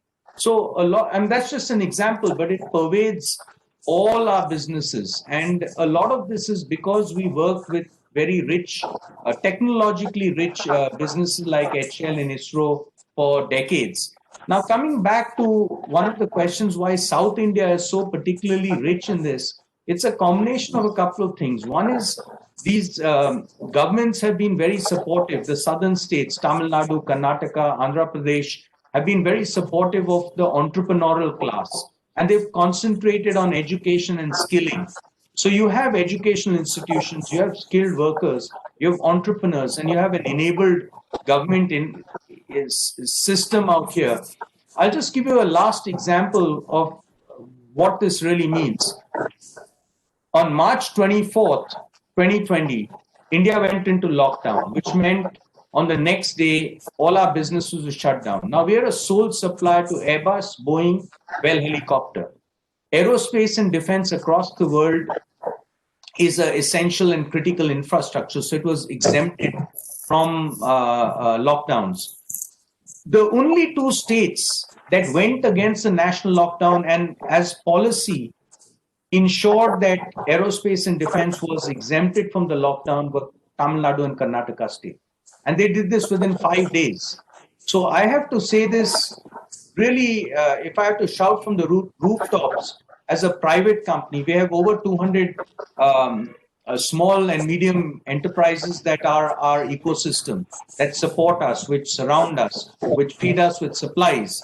All of them are across these two states. If even one of them had stopped working, we could have shut down Airbus or Bell or Boeing, and these two state governments stood up. And it's a great enablement for us, for all of us. Thank you.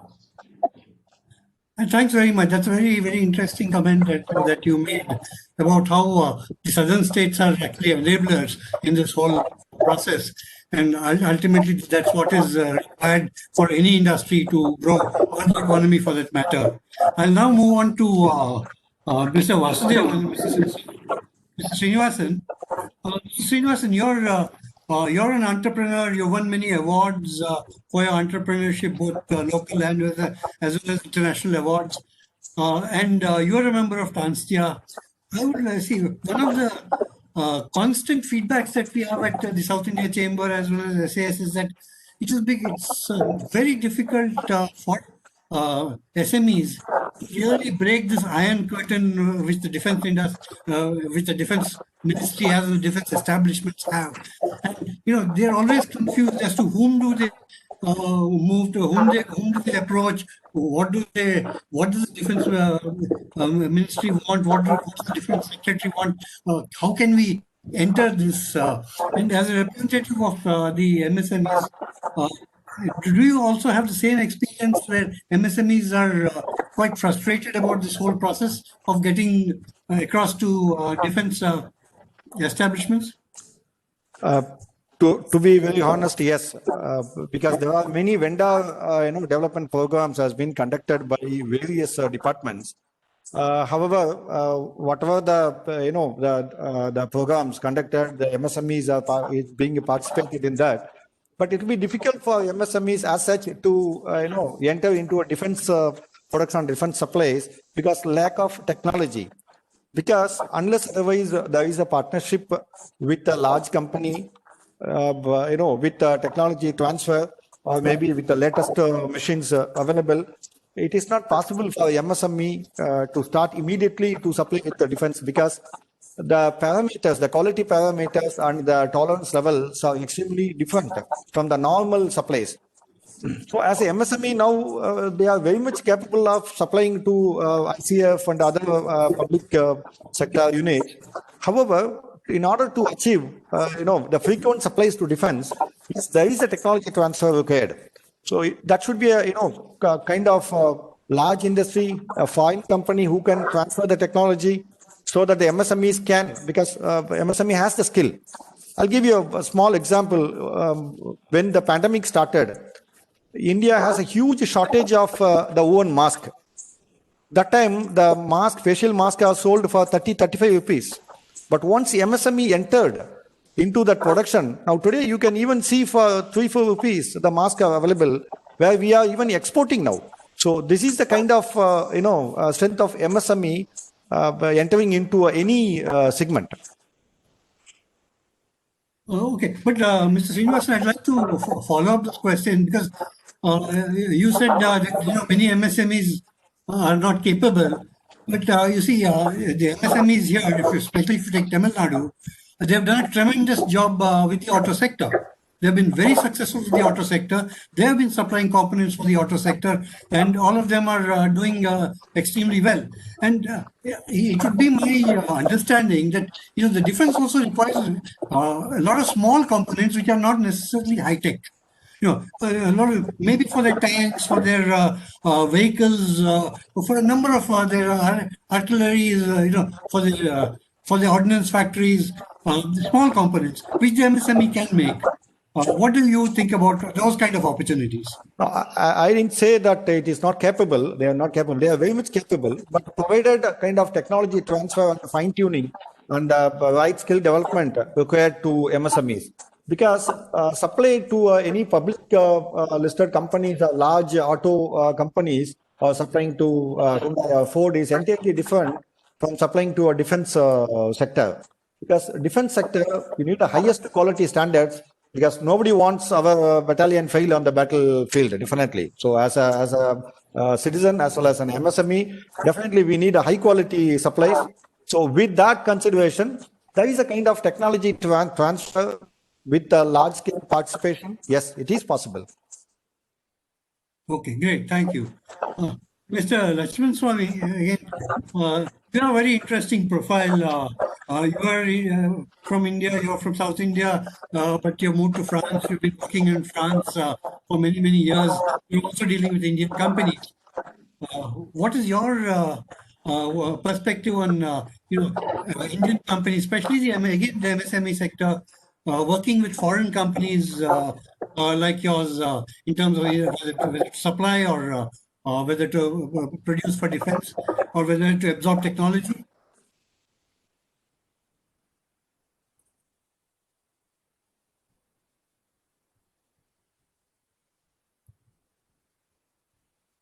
Mr. Western, can you hear me?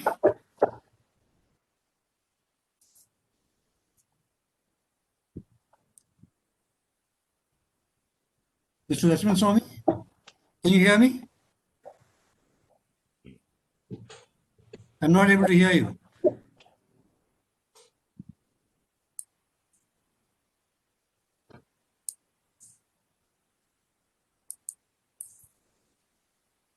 Hello? Okay.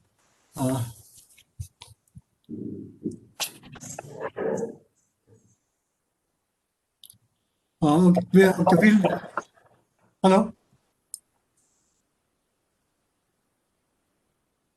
We'll move to Mr. I think we'll come back to Mr. Lakshman Swami later. Let's move on to Mr. Gauri again, Vincent Gauri. Mr. Gauri. Is it audible now? Yeah. Okay. Sorry for the interruption. Yeah, thanks for your question. I just wanted to take the example of the joint venture, which I just introduced in the beginning. Through that example, I think we could discuss about whatever the experience we had working between India and France. So in this joint venture, we were three partners. So ECAS, the Indian company which you all must be knowing very well. Uber and Dual, which is also a very big company, belongs to the group Eramet. The Setfort was the company for which I was working. So this joint venture was done in the year 2012, and it took like almost 4 to 5 years to set up the plant because there was a huge investment, and the equipments, whatever we were looking for, we were not able to source from India. So the major equipment, the 10,000 tons press, has been procured from China. Like just for procuring that press, it took a lead time of almost like 18 months. From the moment we have decided the technical capabilities and all installed in India and operational. So it was a lead time was very important in this project. And when we have started this project, we know that for aerospace we need all the major certifications, including NetCap for heat treatment and other facilities. So we have designed the plant with all the requirements for going for NetCap and all the certifications for aerospace. And one of the major advantages in this project was ACUS, which was holding the SEZ in Belgium. So that was one of the positive points for us, because like for the French partners, it was easier to handle all the administrative or whatever the land or electricity or whatever. It was handled by our partner in India, so it facilitated the things. And so the first components which we took out from this plant was for Safran Group. So it was a critical component. It was already manufactured in one of our plants. So the technology transfer happened from France to India, and we were successful in taking out the first pull-outs from this company. And today, this company's plant is running in 2 shifts. In spite of the crisis, like the plant is doing well. And this is one of the examples that we put forth, where like if everything is done in a way between France and India, I'm sure that we could do excellent things. This is first point what I would like to put forth. Hello. Have you finished? For the moment, yeah, I will get back maybe later on for other comments. Okay. Mr. Gauri, coming back to you again, France has a history of developing, looking at India in terms of the aerospace and defense sector for many years now. In fact, it was one of the earliest countries to seriously look at the aerospace defense sector in India. And many French companies actually also came to India. Why do you think this happened, and what is your perspective about the future?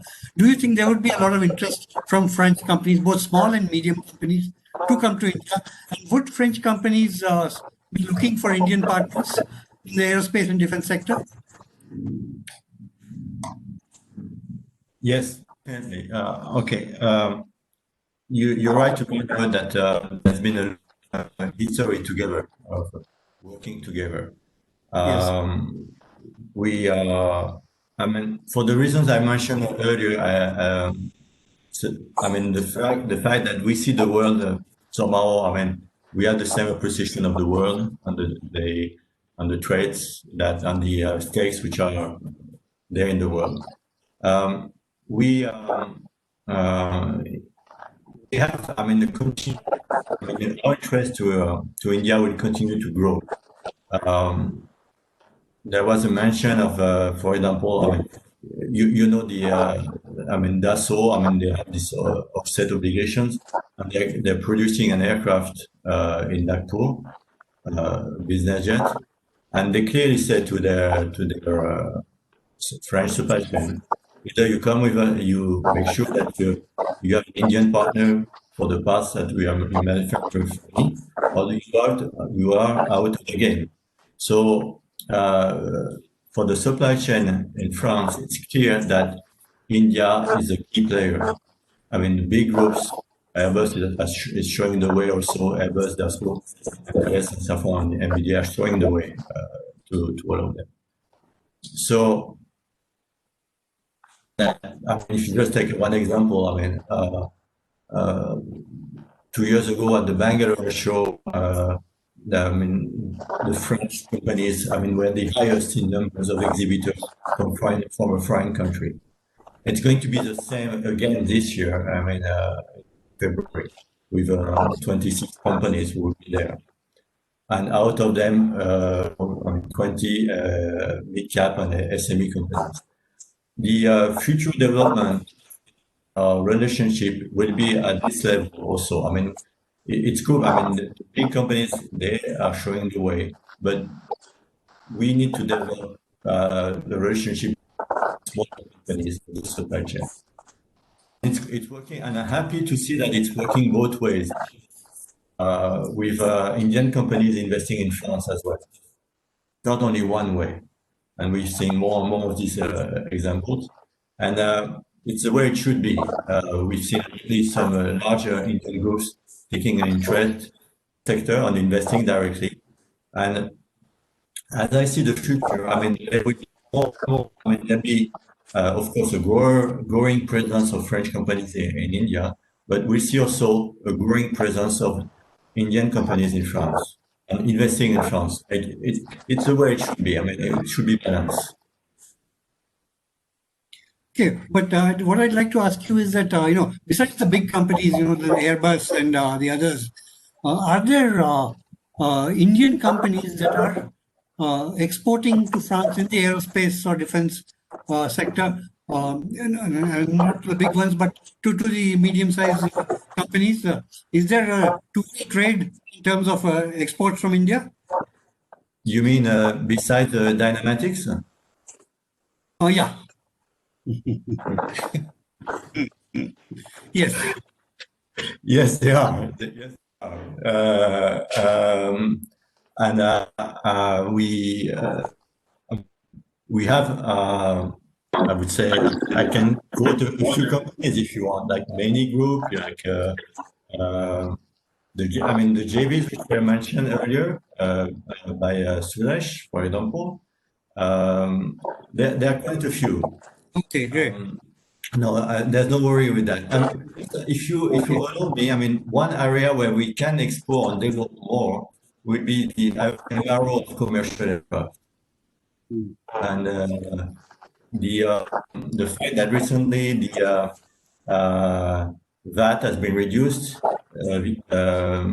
significantly, or that will make it easier to do MRO business in India. That's an area we can explore. I'm talking on the civil side, of course, but there can be synergies with the MRO on the defense side.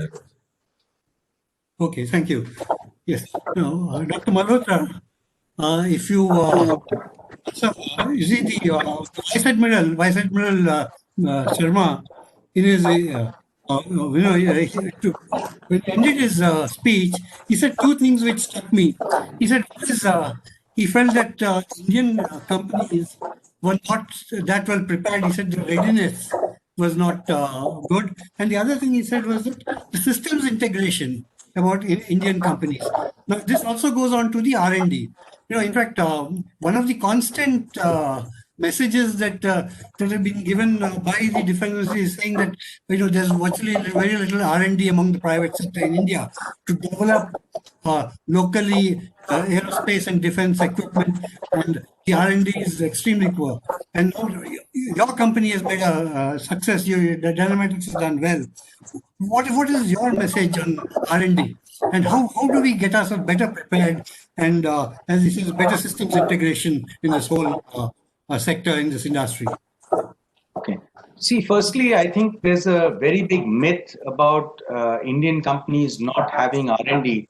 The Indian private sector engineering companies actually invest a lot in R&D, in design, and again, the automotive industry, which is so powerful and pervasive across southern India, is an example from the very small mom and pop type of engineering outfit that feeds parts to a bigger SME, that feeds it to a major company. There's R&D at every stage, and they're very, very competitive.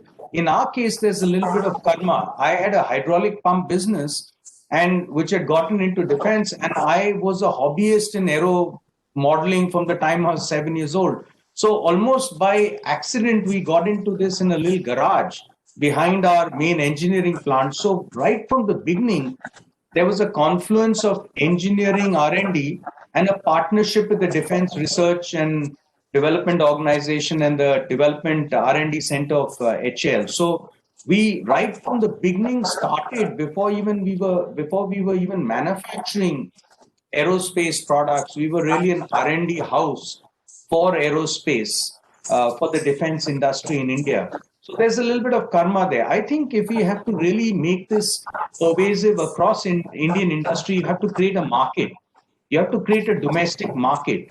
One of the reasons why companies in Germany and France, United States, they're able to, England, they're able to create a lot of R&D at the sub-tiered levels for aerospace and defense, is that their customers are next door to them and they're able to innovate for them. And they're able to get that direct feedback loop, which is the challenge in India, because our major aerospace and space companies are really creating the design and just outsourcing to print, and they're not expecting. So one of the advantages, as I mentioned, the know-how, know-why issue, was our approach with our major global customers as a tier one was always to add value to the design and give them suggestions, and they accepted those with testing and everything. And that's how you make that migration. But you really need a marketplace for that and a very close relationship with the customer. What would you think of, say, developing a common R&D facility? Maybe some on the lines of CSIR, for example, for the aerospace and defense, say in South India, because a lot of those companies, and then selling that research and development, or franchising the patents to the companies who can then go on and manufacture for the defense and aerospace industry, rather than each company doing its own R&D. I have a disagreement with that idea, because if nobody owns it, nobody will own responsibility for it. So I would rather I would rather say that we must participate. So we have a tie-up. Dynamatic has a formal R&D relationship with IIT Kanpur in the field of defense drones. We have a partnership with HAL and Israel Aircraft Industries for large defense drones. We have a partnership with the CSIR, CSIO for certain other defense equipment. So what I think we have a very rich landscape of companies in the CSIR network, the DRDO labs, the Indian Institute of Science, and IITs. So we need our private sectors to go out there, start talking to professors, not wait for the professors to come to them. We go to these institutions, we look for this knowledge, we sell our brand and say, look, this is how we will commercialize this knowledge you have. And that's how we create partnerships. I think you need to get that out to the private companies, especially again coming back because the theme of this conference is on South India, specifically Tamil Nadu. Look at Bangalore. I moved here 35 years ago. I'm not originally from here. It's an extraordinary place with its institutions of learning, the entrepreneurship, the enablement. To me, the next Bangalore is Coimbatore. It is waiting to be unlocked. It's got mountains nearby. It's got a great place for young people to hang out. And you've got this amazing ecosystem of colleges, entrepreneurs. It's a city of entrepreneurship. It can be really extraordinary. Oh, that's great. That's a very inspiring message that you've given. And I hope that a lot of people who are listening here would take that advice. And as you say, be more aggressive rather than wait for people to come to you. I'll go back now to Mr. Vasudevan Srinivasan. Again, Mr. Srinivasan, we discussed this about the SMEs. Dr. Sai Ramesh Narayan from Pricol, he mentioned certain things which he said were not helping the MSMEs. And one was the outdated procedures of the Defense Department, the lacunae in the systems. And he said the very low volumes that they were sourcing, and the uncertainty in continuity of orders, and a single window system for defense purchases, especially when it's related to the MSMEs. What are your thoughts on these issues? Well, the MSME, in order to get qualified to supply to defense, that required some kind of R&D and kind of investment. So after spending, some amount of money and time, and once qualified, then again he has to go through the same process of L1, which not give any kind of thing. See, for example, the pre-qualification quality aspect to be the scale for the defense tenders rather than choosing L1. If this is on L1 basis, so much of R&D and the time spent by the MSME doesn't meet the purpose. So that's exactly is the gentleman earlier, he was telling the same. For any MSME, shifting from the normal supplies to defense supplies, that required kind of investment as well as the time. Once he prepared himself ready, then the scale of, the type of tenders and other things need to be changed. It should be the pre-qualification and the quality should be the scale, definitely not the L1. That's where the issue, for the MSME, which they are facing currently. Okay, yeah, because, that's one of the constant issues with MSMEs is that it's literally like a wall. In fact, we had one question from one of the participants, which I thought was what he says. You see, we make die-cast copper rotors in motors, but we've not been able to identify which defense department to approach and how. Could any one of you answer, either you or Dr. Malhotra? Or he says they make copper rotors in motors. I do not have a ready answer. Maybe if we can shoot the thing, we can check in Tansia. I can also get back to him if I can have his email. Because definitely I do not have a ready answer for that. Okay, fine. Again, I think you just have to go and look. I tell you that I mentioned when the Soviet Union collapsed, I actually read in the Times of India that the Indian Army was having trouble getting hydraulic pumps. And I said, we make hydraulic pumps. It took 7 months. And I found a little place in Delhi called G Block where there was a technical committee on vehicles. We have to go and find the customer. It's just like any other business. There's a MOD, there's a certain procurement. In today's world, the defense ministry is putting out a lot of things on the net, a lot of things out in public domain. But I'm saying 30 years ago, it was much more difficult. It's much easier now, but we have to go there and get it. We've got to look for it. Yeah, because there's also this constant complaint that the defense gives first preference to public sector defense PSUs, and only later on they look at the private companies. There's also been some suggestions saying that the both ordnance factories need to be privatized to make them more efficient and more quality oriented. What would be your thoughts on that?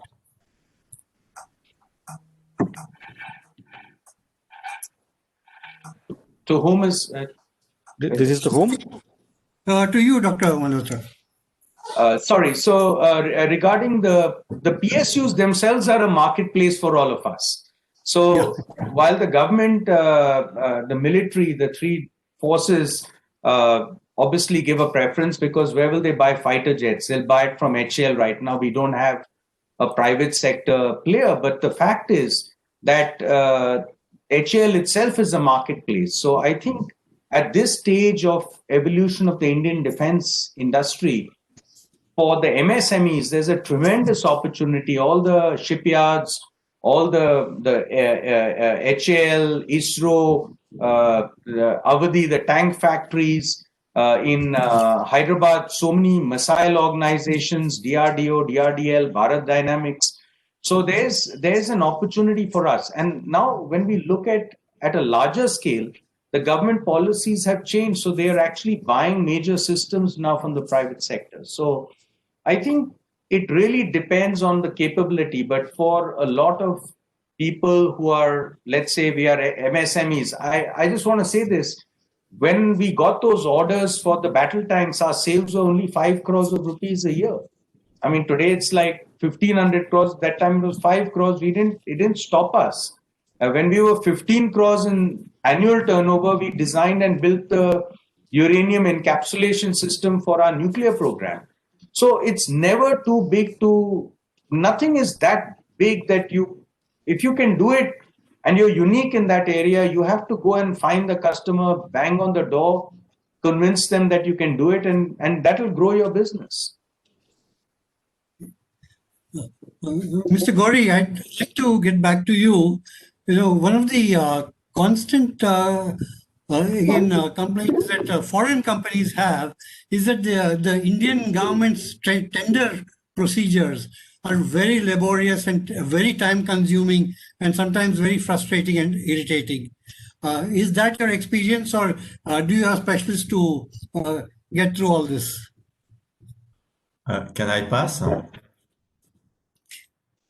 Yeah. Okay. Okay. Would anybody else like to answer this about the tender procedures and the tender systems? Which are very well known for their long documents and continuous changes happening one after. I think Colonel Kubert would like to answer. Yeah. Yes, Dr. Malhotra. I was just pointing out somebody had his finger up, but just to make a generic answer to that. Sorry, just to make a generic answer to that, I think one of the things that we need, whether it's a foreign person bidding for a program or somebody in the private sector, at the end of the day, the buyer has to trust a marketplace to give the buyer the best product at the best price. And if we elongate things and procurement for very long, it's very, very difficult for suppliers to remain invested and interested in the business. So I think that's the only way, regardless of whether the supplier, potential suppliers, Indian. I'll tell you, the very first defense contract we won, it took us 17 years to collect our money from the Indian Air Force. 17 years. All right. And it was really painful for us because the contracted spec was different from what the Air Force base wanted. And it was just things that we had to keep iterating. We had bid for a program, we won it, and we had to. So it's a very difficult process of procurement. And I know there are a lot of people from the services on this call. I'm a grandson of a former Chief of Army Staff. It really breaks my heart because this was All this work was never for money. It was just Deshbhakti that we were doing. And we only built a successful business model as we started exporting. Never made money domestically. So we must give the young MSMEs of today the chance to make money, because if they make money, then they'll reinvest in R&D. It's a virtuous cycle.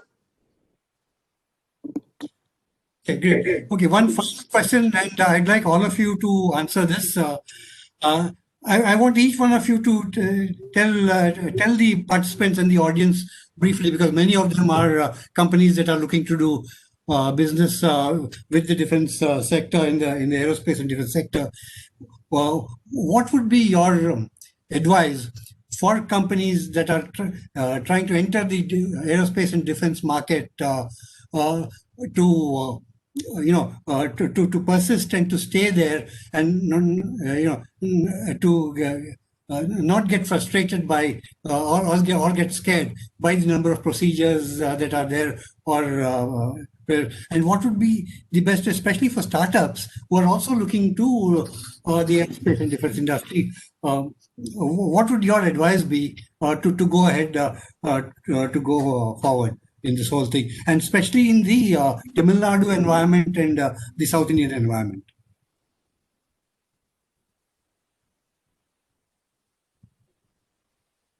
You can start, Dr. Malhotra. Okay, again, we're very fortunate to be in southern India. For us, it was knocking on the doors that were closest to us, which were down the road, HAL and DRDO. Across Tamil Nadu, you have, and since this is for Tamil Nadu, we have the tank factory, we have shipyards. Knock on these doors and look for business. If you're an engineering company, go and knock on the doors, understand what they need, start small, and you'll build a good business. That's what we did, and it just grew. Thank you. Good message. Mr. Gauri, what would be your advice, Mr. Gauri? I would say that you first need to understand your environment. If you are not in the aerospace sector, there's a lot to grasp before you're able to make a breakthrough. The requirements in terms of, I would say, for example, the requirements in terms of quality are quite high. And so you need to understand what is expected from you in terms of quality. And so this thought process has to be done first to understand that it's a different sector. It's not an industrial sector like any other one. You have, you're going to, the end products have to be very reliable. So hence the effort in terms of quality. This is maybe one of the first things. And then you have also maybe, the willingness to be persistent. It takes time. It may take time, but then the reward is here. The reward, once you've reached that high level of sophistication of quality, then after, maybe it will also be easier in the rest of your other business. I think that's an excellent message. Mr. Lakshman Swami? I agree with Mr. Gauri. Like in the aerospace domain, it always takes time to get the business and to execute it. So we should be very much, patient, and we should pursue. That is one of the major messages. And I would again come back to one of the subjects what I discussed earlier regarding the joint venture. I always find that could be, I'm not telling that is the only solution, but that could be one of the solutions which could help, where there could be good transfer between, say, an Indian partner and a French partner, to have the knowledge from one company and maybe the other advantages which the Indian company can bring in. That could also help to go faster to giving the results in the years. Thank you, Mr. Stephen. Yeah, it depends on the product what we are talking about. Assuming that it's accessories or fasteners kind of thing, I would advise to go through the product well and understand the needs and the demands, from the industry, as well as have the right machinery to work with, to understand the volume also as well. Then there should be a continuous improvement in the way of R&D. For any product, it's applicable to any product. And if the volume is less, it should be a secondary product, not the primary product for any industry, because if the volume is not meeting, then it will be difficult for any MSME to depend on one product. So definitely depends on the volume. Thank you. And once again, big thank you to all of you. I think this session was not only informative, but also very inspiring because, as some of the middle speakers said, look, there's nothing that you cannot achieve, provided you put your mind to it, provided, you really are serious about it and passionate about doing what you want to do. And I think the participants also would have learned a lot from this. And I hope that some of them can approach you for mentorship and advice. South India Chamber of Commerce and Industry and SAS Partners have also decided that we will, this is only the first in a series of such programs on the aerospace and defense, because the industry is so vast and so diverse that we would like to do many more. We're going to do the next one in February, which will be more focused and with a different theme and different dimensions. And we want all of you to participate in it. And a very big thank you from all of us. Now, Mr. Soni will from SAS Partners will give you a thank you address. And we will be sending the report we prepared to all of you, to all the participants in this seminar, so that you get an idea, and you're always welcome to contact South India Chamber or SAS Partners or Sugosha for any doubts that you have. Thank you very much. It's been a wonderful session and a wonderful afternoon. Thank you. Thank you. Thank you.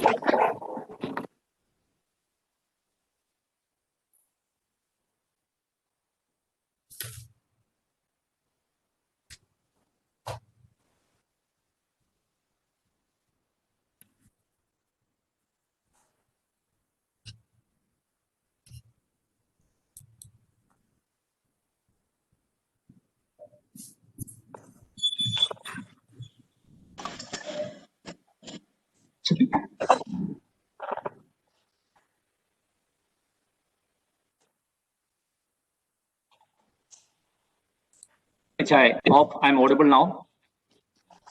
Yes. Yeah, thanks for that. Thanks for running a one. We are witnessing a holistic change in aerospace and defense industry in India. The world is witnessing a sea of cheap and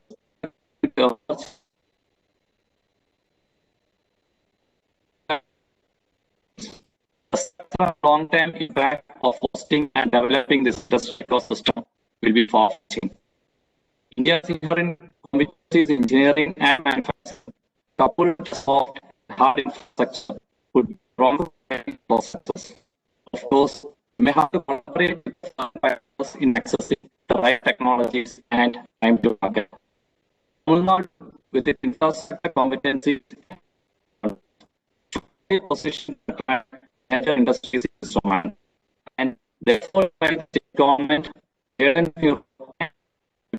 attracting and facilitating on behalf of Southern India Chamber of Commerce and Industry and SAS Partners and all participants and speakers for the session. First of all, I said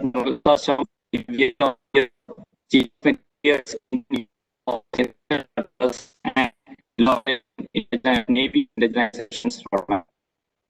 We were expecting to have Mr. N. Muruganandan, Principal Secretary of the Government of Tamil Nadu in this department, but unfortunately, we had the session due to the urgent work. We take this opportunity, more importantly, support on this of the growth. We will thank the and CEO of our for